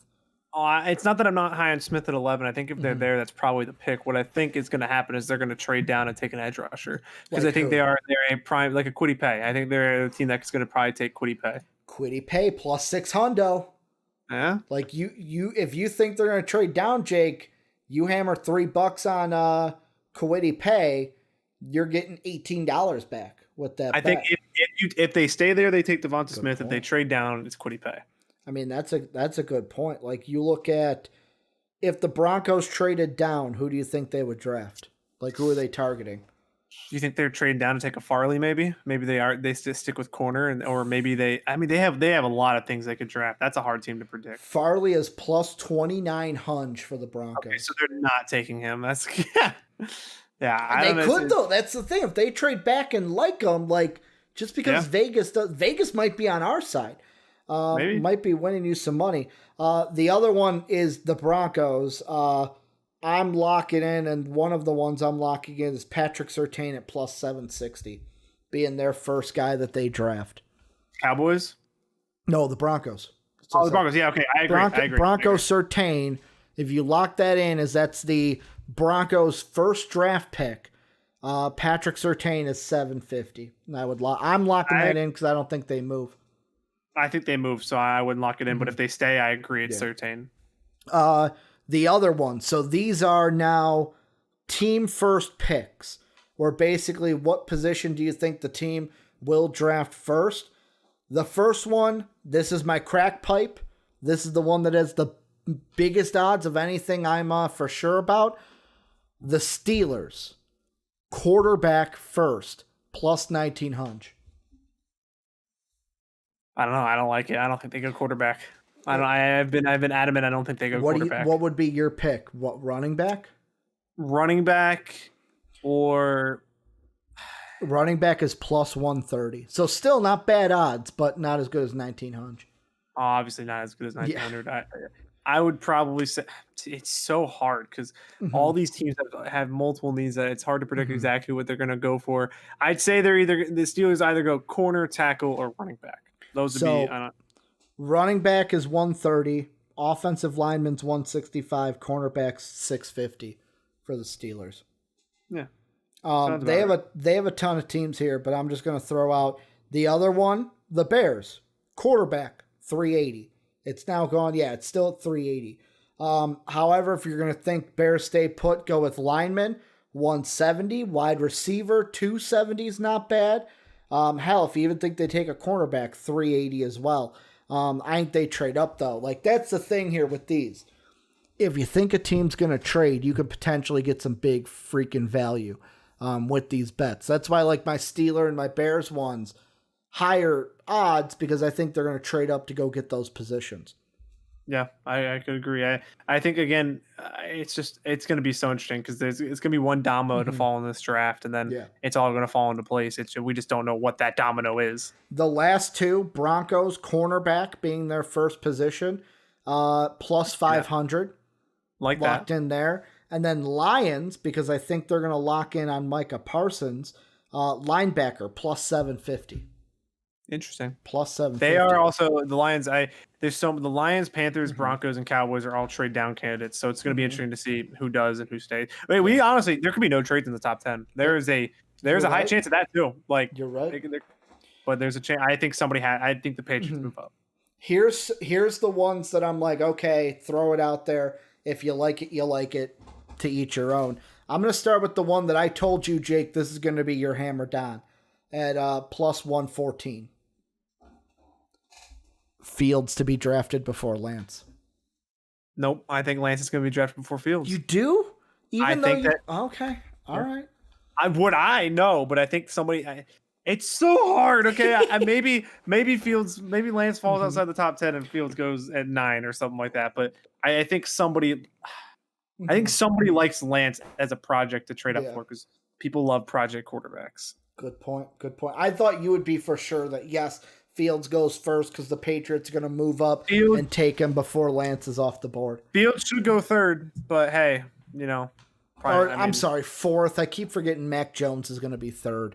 You know what I mean. I know what you mean. The other ones, rapid fire. How do you feel about Lance over 7.5?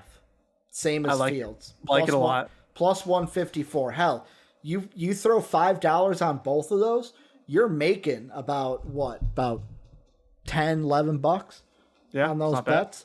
How about Devonta Smith under 11.5, banking that he's going to the Giants? Yeah, that's tough. I'd probably take the over, honestly. Okay. 124 on the under.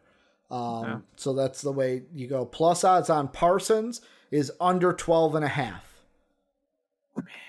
Plus 142. This is me yet again banking that he'll be either 7 to the Lions or the Lions will trade, stay within. I'm borderline because if the Lions trade with the Chargers, it's over.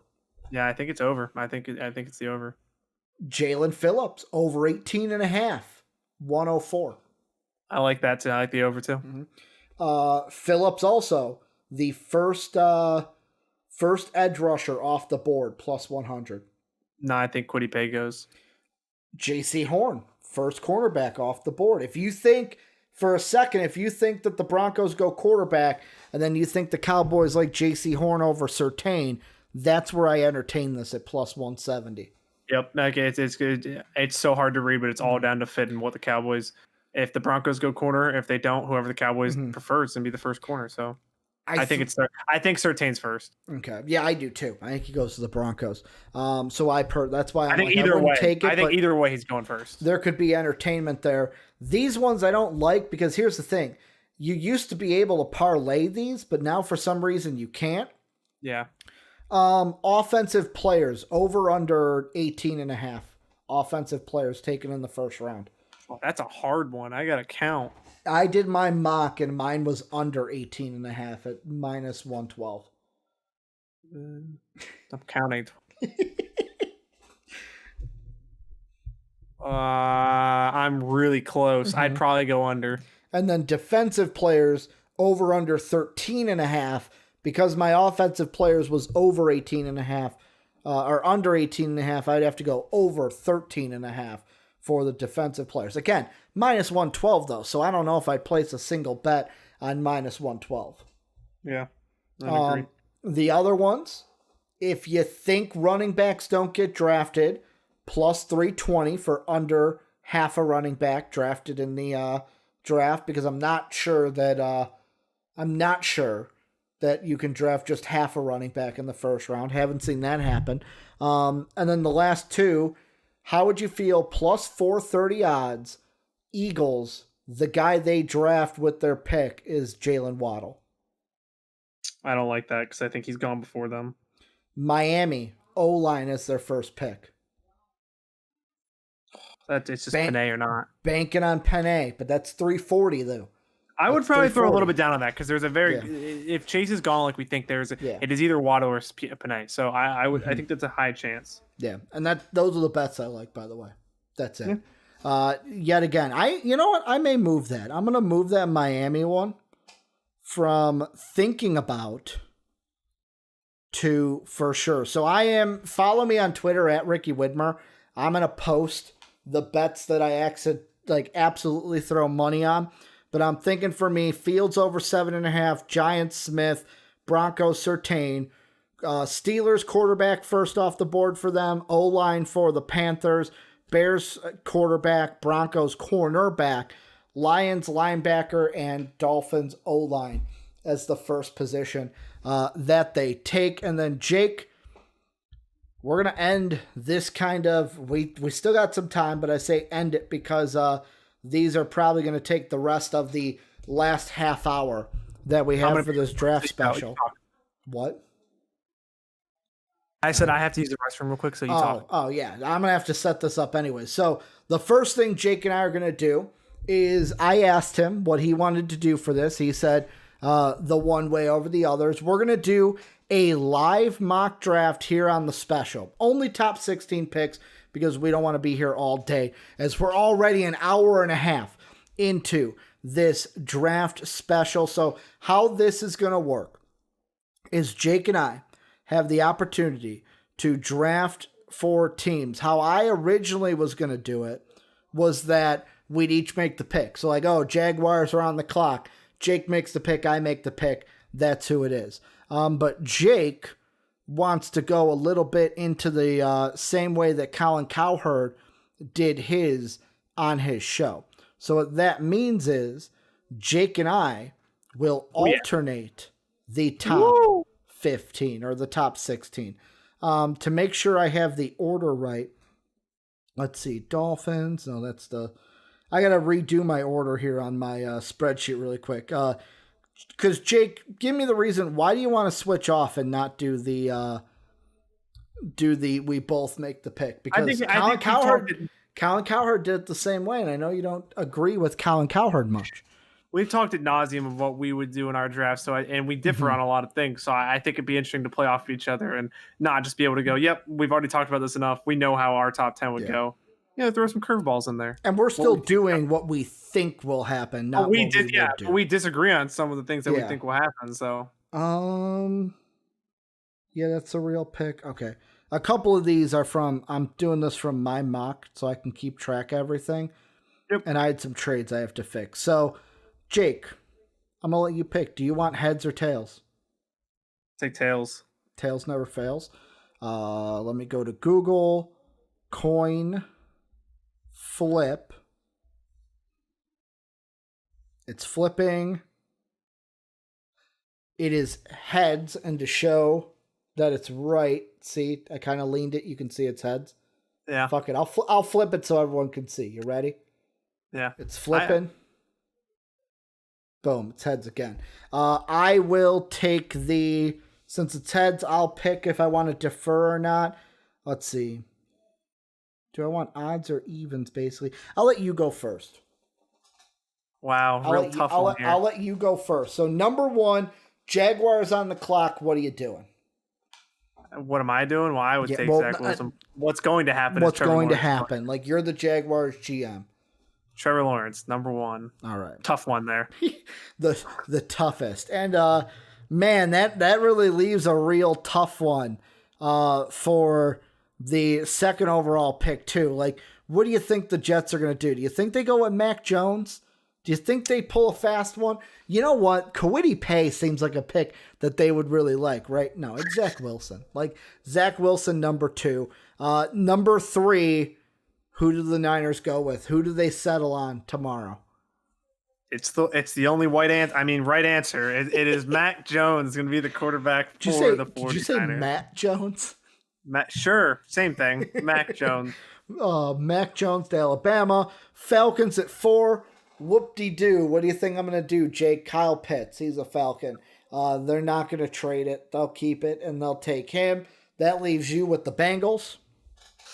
See, this is where I'm still on the fence of what I think is going to happen with this team. What should they do? They should protect their franchise quarterback. What are they going to do?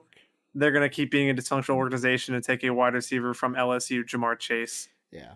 And then this is why I deferred, by the way. Yeah, I know. This is why I deferred. I wanted the Dolphin pick because this is where the linchpin happens of what do I think they will go with.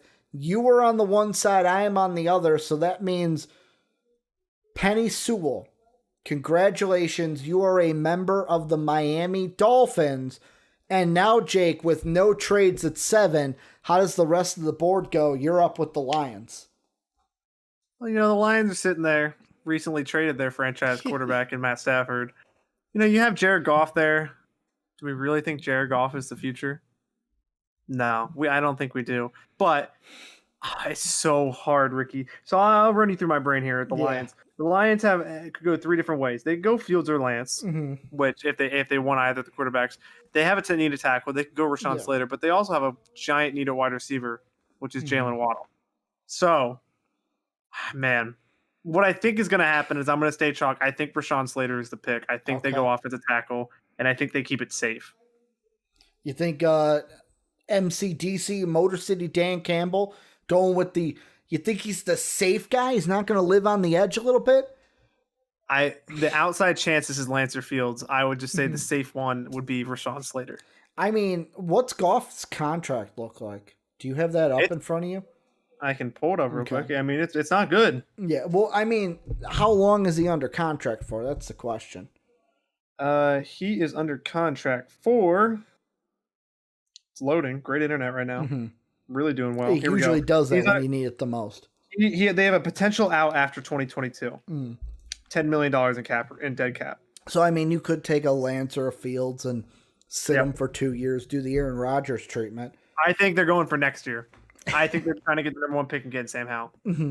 JD also says, if the Bengals end up having success with their second-round O-lineman, I will shove your face in that shit every day, Jake. It's not that. No, see, you're misunderstanding. They are a dysfunctional organization because if you have a generational offensive tackle to take, you take him. I'm not saying the Bengals would be a bad team because Joe Burrow is a great quarterback and that he's going to be great regardless of who's in front of him. My worry is that he gets blindsided again and his leg snaps once again. I just can't believe that the Dolphins are going to luck. The Dolphins are basically going to luck into the guy that we thought they should have taken at 3 at 6. Yep. I agree. It's gonna. Yep. It blows my mind. Panthers here. They're in an actual conundrum now.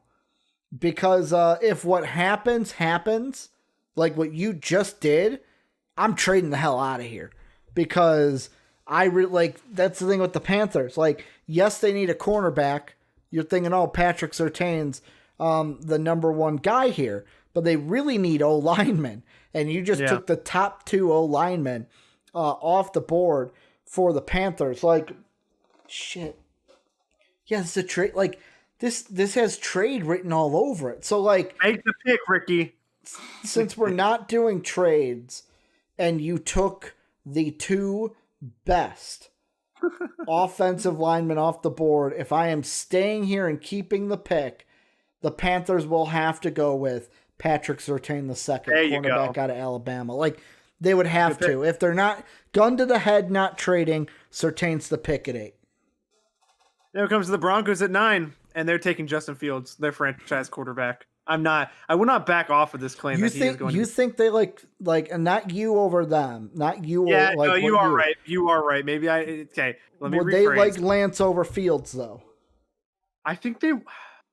Because everyone else seems to think they like Lance. That's why I asked this. That's fair. That's fair. Maybe I should have thought about that. I mean, you could back out of it. You can go Lance over Fields in this one. Let me back out. Yeah, let me back out and go Lance. Let me go back out and go Lance. Because while I would take Justin Fields, and that's why mocks are so hard for me, I mean, I would take Fields. Lance is who they are rumored to like more. So they'd probably take him. The Cowboys. Oh, shit. That's easy. Is it? Yeah, it's easy. They're going with everyone's left. Is it Micah? No. What? J.C. Horn. I guess they are good. It was reported today. Their organization is torn between Horn and Surtain. So if Surtain's off the board, yeah, I guess you're right. Yeah, because edge rusher is not going to be. Yeah, J.C. Horn. You're right. J.C. Horn's the pick. It's not that hard. Jeez, I had him going all the way. Yeah, again, trades, by the way. I had him going all the way to 16 because the Cowboys traded out. So, yeah, J.C. Horn would be the pick at 10. That means you are on the clock with the Giants at 11. Jalen Waddle. What? Jalen Waddle. I'm running the pick in if I'm the Giants and picking Jalen Waddle, pairing him with Kenny Galladay. No and that's a way. Freak in real life, no way he falls to 11, right? No way in real life he falls to 11. No way he falls to 11. If he falls to 11, the Giants are literally sprinting their car like the Vikings did with Justin Jefferson. They are sprinting up there and taking Jalen Waddle. And now it's like number 12. It's like, well, thank you, New York, for making my pick for me, because guess what? The Eagles at 12 can't fuck up their pick, Jake, because both corners are off the board. Caleb Farley, let's go. No, don't go Caleb Farley at 12. Both corners are off the board. There is one wide receiver left. You just made my job easiest. Devonta Smith. Devonta Smith, he's an Eagle. Eagles move on. 13, the Chargers. You're in a hot pickle because Chargers really want O-linemen, and there are none left. Well, the top 2 are gone. I was going to say, this pick is literally between 2 reaches. Like if this is that you have to pick between Christian Darrisaw and Kwity Paye. Those are the 2. You need an edge rusher, you need a tackle. I'm going to lean towards protecting your quarterback. Or you just go pure BPA. Yeah, you could with Micah Parsons. Yeah. I don't think they would. I think they're going to try to protect their franchise quarterback. Some of the Bengals won't do because they're cowards, and take Christian Darrisaw out of Virginia Tech. Oh. Yeah. Over Vera Tucker? Yeah, for a tackle, I believe so, yes. All right. So you just, like you said with the Giants, I'm going to say with the Vikings here.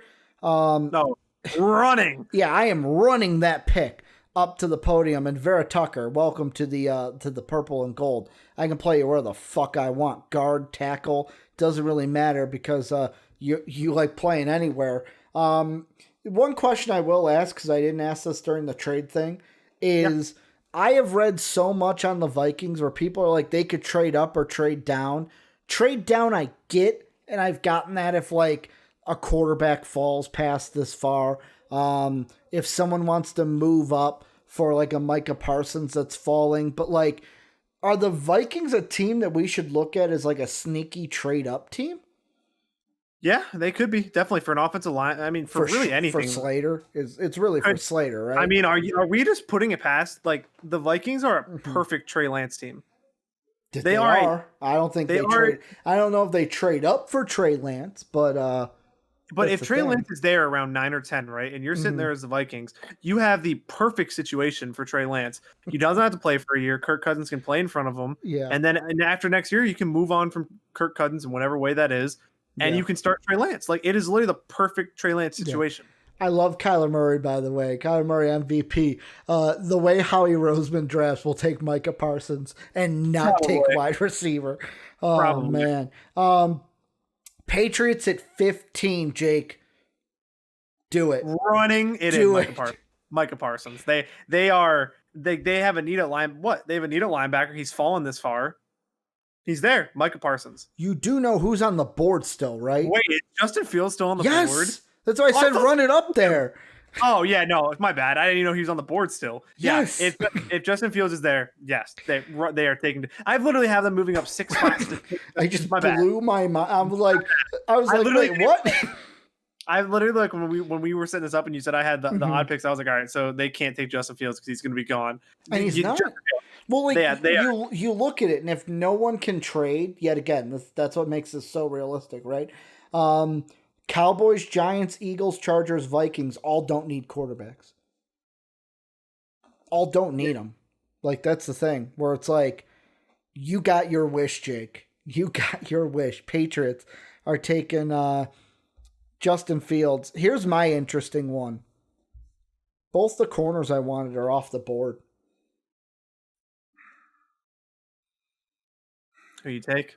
I'm going to take Micah Parsons. Well, wait. Would the Cardinals do that?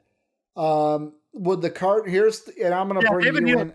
They have a need a linebacker, so yeah. They do, but for me, it's like, you know what? I don't think they take Micah Parsons. I think they go Caleb Farley. Yeah, I think they have a desperate need at cornerback, and Caleb Farley is not that. It's not that far of a reach. So with how we did this, real quick, by the way, because we already knew stuff. Trevor Lawrence to the Jaguars. Jets take Zach Wilson. Niners going Mackie Jones. Kyle Pitts to the Falcons at 4. Jamar Chase, Bengals at 5. Dolphins take Penny Sewell at 6. Lions go with Rashawn Slater at 7. Panthers go with Patrick Surtain at 8. Broncos go Trey Lance at 9. Cowboys J.C. Horn 10. Giants Jalen Waddle at 11. Eagles Devonta Smith at 12.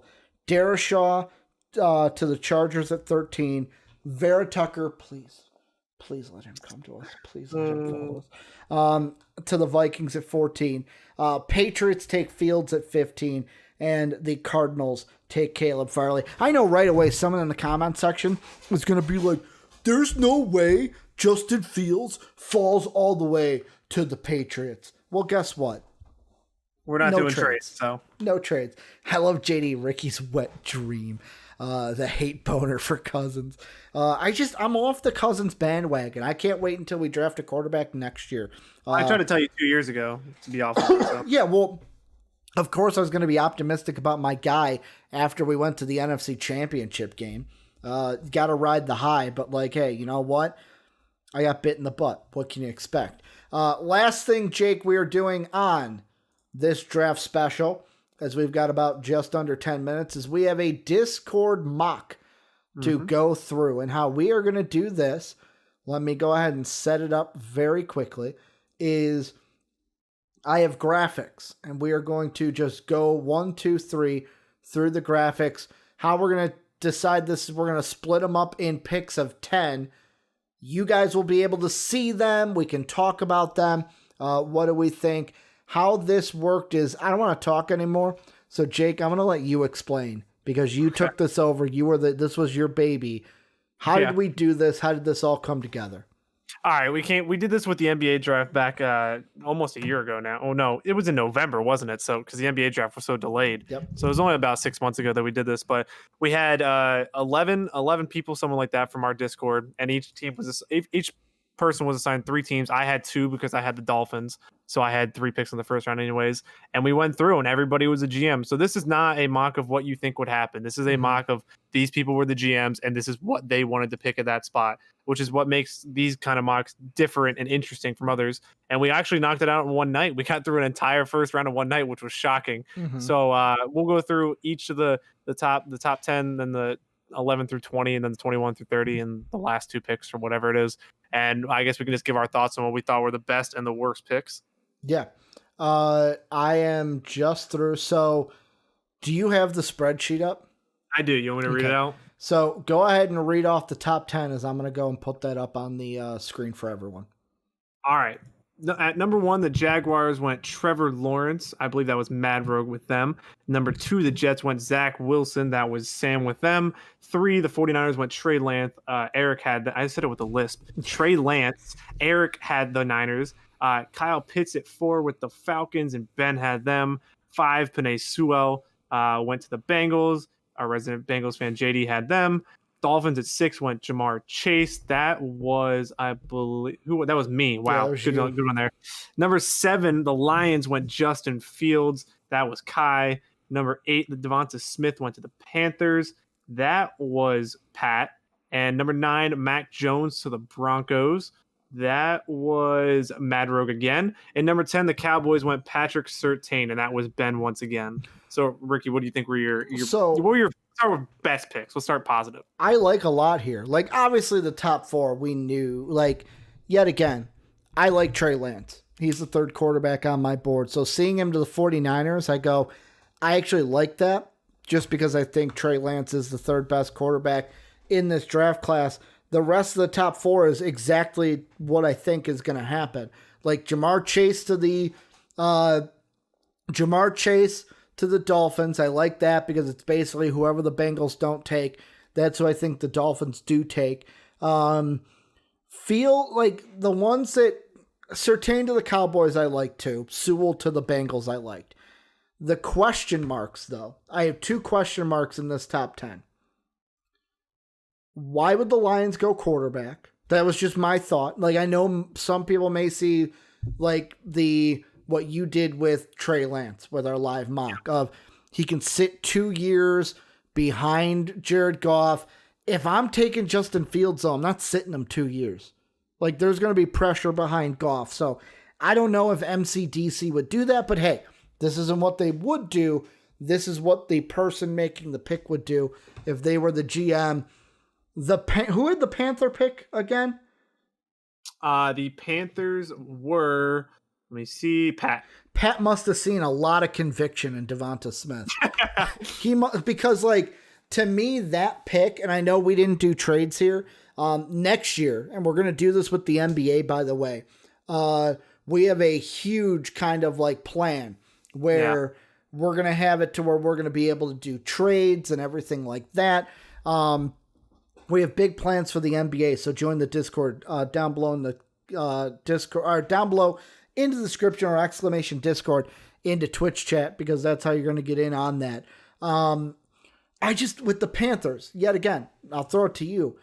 I don't know if they go wide receiver even when Devonta Smith is there at 8. Yeah, I'm not sure what the Panthers they would ever take I think I don't know. We'll talk about this later. Rashawn Slater fell way too far. I think Rashawn Slater's there for the Panthers. I don't know. Eight's kind of a reach, but I guess when it's such big of a need, like the only reason Slater's a reach is because of how good Patrick Surtain is. Yeah. However, the bigger need is at O-line than cornerback. Yeah, I didn't really get the Devonta Smith pick. I'm not huge on Devonta. I like Devonta Smith, the prospect. I like Jalen Waddle and I can't even Jamar Chase a lot more than him, so I don't really get that pick. That was probably that, and the other pick I'd point to was Mac Jones. I hate that pick to the Broncos. Genuinely, you're just getting Drew Lock. Like, you're getting a more accurate, maybe less problem prone Drew Lock. So I do not like that pick at all. Those are really the only 2 though. Those are I think every other pick I was fine with. See, the Mac Jones, am I in love with it? No, I probably would have went with Surtain myself, but like, if you believe Mac Jones is the guy, then go ahead and ride with it. You know what I'm saying? Like, 9 quarterbacks always go higher than they should in some cases. That's just what we're prone to. How about the next one? How about 11 through 20? Yeah, so at 11 we had the Giants going with Jalen Waddle, and that was Eric. And at 12 we had the Eagles going with Micah Parsons. That was Sean. 13, Christian Darrisaw to the Chargers. That was Sean again. 14, we had the Vikings going with Sean Slater. That was Ricky. 15, the Patriots going with J.C. Horn. That was Kai. 16, the Cardinals going with Caleb Farley. That was Ben. And 17, the Raiders going with Trayvon Moehrig. That's an interesting one. Going to Sam. 18, me with the Dolphins picking Najee Harris. Number 19, the football team picked Elijah Vera Tucker. Is that how you say it, by the way? Is Elijah, right? Yeah, Elijah Vera Tucker. Yeah, I always just call him Vera Tucker, so I never even really thought about it. Elijah Vera Tucker, that was JD. And number 20 was the Bears going with Tevin Jenkins. That was Pat. I'm going to start out on this one. Go ahead. I think some of these picks were interesting, but I'm sorry, I gotta put some. Sean going Micah Parsons at 12. He did what Kyler Murray said would happen. Yeah, I get that all the receivers were gone, but J.C. Horn is right there. Yeah, like you have a giant need at cornerback, and J.C. Horn has fallen to you. I don't think if he falls to them, it's a great pick in the draft. Yeah. So taking Micah Parsons, it's a great pick if all the wide receivers are gone. I don't know if you said that. Correct. Yes, I'm saying if all the wide receivers are gone and J.C. Horn is there, it is no doubt that should be the pick. Micah Parsons is a good linebacker. I don't know if he'll ever be great. He needs an attacking scheme to be good. I don't know if the Eagles offer that, and J.C. Horn is right there. Even if you like Caleb Farley with his injuries, J.C. Horn is right there, and I just think that has to be the pick. JD is wrong, by the way. If you're talking about 12, JD, AVT is not BPA. Rashawn Slater is BPA. Right and unless JD's going off his own big board, where he has Vera Tucker, maybe. Like, that's where I thought you were going to start. Who was the Charger pick? The Chargers, give me a second, was Sean also. Sean, I love you. Yeah. I love you. I have to take a look at your big board, my guy. Because you made the right pick positionally. You chose the wrong guy, though. Like Rashawn Slater, the Chargers are running that up. They're running that up to the podium. Oh, my God. To take Rashawn Slater. It is not even like a question. Now, watch that we say that. They're going to go with Darashawn. He's going to be like an all-pro tackle for him and prove us wrong. But, what originally happened was I came back and it was like, oh, Ricky, you're up. Oh, cool, Elijah Vera Tucker. And then JD just goes, hey, Rashawn Slater's still there. And I was like, wait, what? And he's like, yeah, he's still there. And I was like, oh, fuck, that's my pick then. I just assumed he wasn't on the board because, reasons. Also, can I ask a dumb question? Yeah. What do you think about the Morig pick to the Raiders? That's another one where I go, interesting. It's interesting. I thought it was a reach. Very much. You know who they take if he's there? Who? Jeremiah Owusu-Koramoah. I was going to say the same name. We are going to talk. And notice, we're up to 20, and we've read out 20, and Jeremiah Owusu-Koramoah has not gone. That is no. No. There are picks here. There are picks here that I like. A lot of the positions were hit. If the Patriots get J.C. Horn, so if you're the Patriots at 15, would you take Jeremiah Owusu-Koramoah or J.C. Horn? I think J.C. Horn's a little bit higher on my mock. So, and I think they have a bigger need at corner, so I would probably go J.C. Horn. Yeah, I don't know. I would probably go Owusu-Koramoah because he does more things for you on that defense. However, there's a rumor we haven't talked about today that I'm going to take this off so we can talk about it so they can actually see us really quick. Do you think the Patriots trade Stephon Gilmore for a first-round pick? Not this year, no. Okay. I don't. I think they're going back to try to contend this year, so I don't think they're going to sell. If they're struggling at the trade deadline or they don't compete towards the end of the year in the offseason, then he could be dealt. Yeah, I think the same thing. I saw that, and it was your Najee Harris pick. I don't hate, but Elijah Vera Tucker and Tevin Jenkins Najee are Harris. There. No, I get it. You're the GM in this situation. It's what you would do. You love them. Ryan Pace, it's the only running back you watched film on. But Elijah Vera Tucker and Tevin Jenkins are sitting there, and you're like, nah, brah, I'm good. I'm gonna go with hey, JD, you want an offensive lineman at 18? Nah, I'm going with Harris. I think Najee Harris's upside is so big that taking him at 18 is not that big of a reach. Why? Because I haven't really asked you, so that's why I'm asking why. Yeah, I talked about it a little bit earlier in the show that he's a great between the tackles. He's great on the edge. He has good pass catching ability. If he blocking a little bit, he has potential to be a top 10, top 5 back in the league in a couple years. So taking a running back in the first round is always risky. I get that. But I think what's very important with this team is obviously getting tackles, but I think there's tackle depth in the draft. So I think you can get somebody in the second round if you're the Dolphins and getting Tua weapons is big because he needs weapons. And I get that they signed Will Fuller and can't think of the other name. Whatever it is. They got some help for him on Kyle the edge. Fuller? They no, need he's with it's whatever. They need a stud running back with him, and Najee Harris is that guy. What about 21 through 30? Yep. At 21, we had the Colts going with Kwity Paye. That was Sam. 22, the Titans go with Jason Oweh. Is that how you say it? Sure. Yeah. The Titans going with Jason Oweh. That was Mad Rogue. 23, the Jets going with Greg Newsome. That was Sam again. 24, the Steelers going with Jalen Mayfield. Who made that pick? That was Pat. 25, the Jaguars going with Walker Little. That's an interesting pick. Mad Rogue. 26, the Browns going with the steal of the draft in this one. Jeremiah Owusu-Koramoah. Who made that Kai. pick? Yeah, Kai. Gold medal. He said he was waiting for it. 27, the Ravens going with Rondale Moore. That was Sean. 28, the Saints going with Kadarius Toney. That was me. 29, the Packers going with Rashad Bateman. That was... Why can't I see their name? Who had the Packers? Eric. 30, the Bills going with Jalen Phillips. That was... wow, I can't keep track of names right now. That was Ricky. 31, the Ravens going with Alex Leatherwood. The tackle out of Alabama. That was Sean. And 32, the Bucks going with Azeez Ojulari.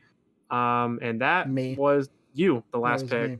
So you want to start out this section since I started the last one? So the one thing I looked at with this section is a lot of needs were hit.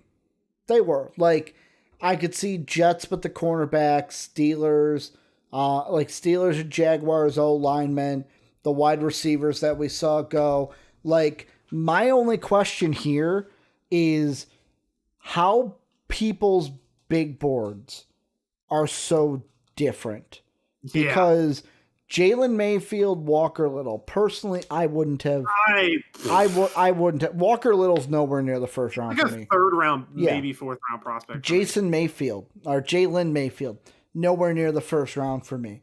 Also, wide receiver wise, I don't hate Rondale Moore. I'm not saying it's a bad pick because I do like Rondale Moore. I feel like if teams were into him more, he should be a first round pick. More. But Bateman should have been the pick for the Ravens. Like that's the only thing where my big board is different than other people. So like I would have maybe gone tackle, but not the two tackles that went. For the Ravens, I would have went wide receiver, but I wouldn't have went with Moore. I would have went with Bateman. That's the only like kind of difference. And the only like things that I see here. I absolutely love Bateman to the Packers. Like kudos to Eric for making that pick. And then obviously the Bills were me, right? Correct. Kudos to me for making the Jalen Phillips trade because Buffalo's dancing if they make that pick and he falls to them. And then obviously Kai getting the steal of the draft in JOK. Yeah, who's not going to be a joke, by the way. Initial spell out joke. He ain't no joke. Jesus. I mean, on my pick with the Saints with Kadarius Toney, I think he's just the best fit with that team. I think Rashad Bateman is higher on my big board, but Toney is a better fit in the wide receiver depth with that team. Some of the picks, the tackles, I think you're reaching for tackles. You could have gotten a lot of those guys in the second or the third round. I like the Bucks pick, Azeez Ojulari. I think that's a good pick at 32. I think Jeremiah Owusu-Koramoah. I like actually a low-key pick. I like Greg Newsome to the Jets. I don't know if I at 23, but I like that pick a lot. I think he's a good fit there. I don't really argue with a lot of the picks that were made besides the reaches for the tackles. Yeah, I mean, next year we have a whole plan, guys, and we're going to do this for the NBA. Like this year, for the summer. No, for the NBA, but like next year NFL-wise. Where we're going to have like basically our plan. We still got to map it out more where it's basically it'll be a live special on Twitch. Dave, Jake, and I will be on. And basically we have all the owners in a watch-along channel or in a voice channel where they can do anything they want. They can talk to each other. They can make trades. And we basically, when your pick is up, pull you in with us. All right, like basically, okay, JD, your pick is in. Who are you picking? You come in, you state your pick with the number 3 pick. Blank team takes this. We then immediately get you out because We just need you for the pick. Then we talk about and we basically analyze your pick. And then we're able to make trades because while we're doing our thing and pulling guys in and out, you guys can then work on trades to where, like, that's the thing. Trades are natural. Yep. No trades is not natural. Like, I look back to mocks where we never did trades and I go, how did you do that? Because trades are just so natural. There's going to be trades. There's never a draft where there's no trades. Jake, what I will ask you, anything you think we did not hit that we need to hit before we get out the door? I think we in 2 hours, I think we did a good job pacing ourselves with content. We just talked about a lot of things. And guess what?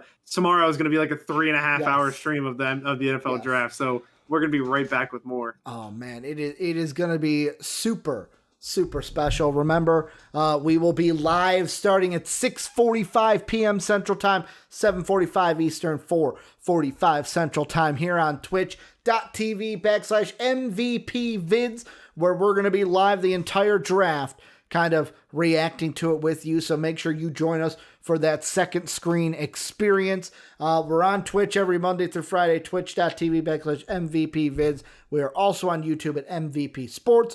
Get in on the Discord. It is truly the greatest community in the universe. If you're on YouTube, link down below, get you that link, !Discord. Type that into Twitch chat. That gets you the Discord link into Twitch. That's all you got to do. Click it, accept, you're in. If you want to support us, patreon.com/MVP-vids. That's how you go ahead and do that. You can also toss us a sub on Twitch and get rewarded for supporting us. Thank you to our Patreon sponsor, Pat Hill. And that's it. We're done. We will see you tomorrow for the draft. Thank you for all you who stuck around with us the entire 2 hours. We will see you tomorrow for the NFL draft.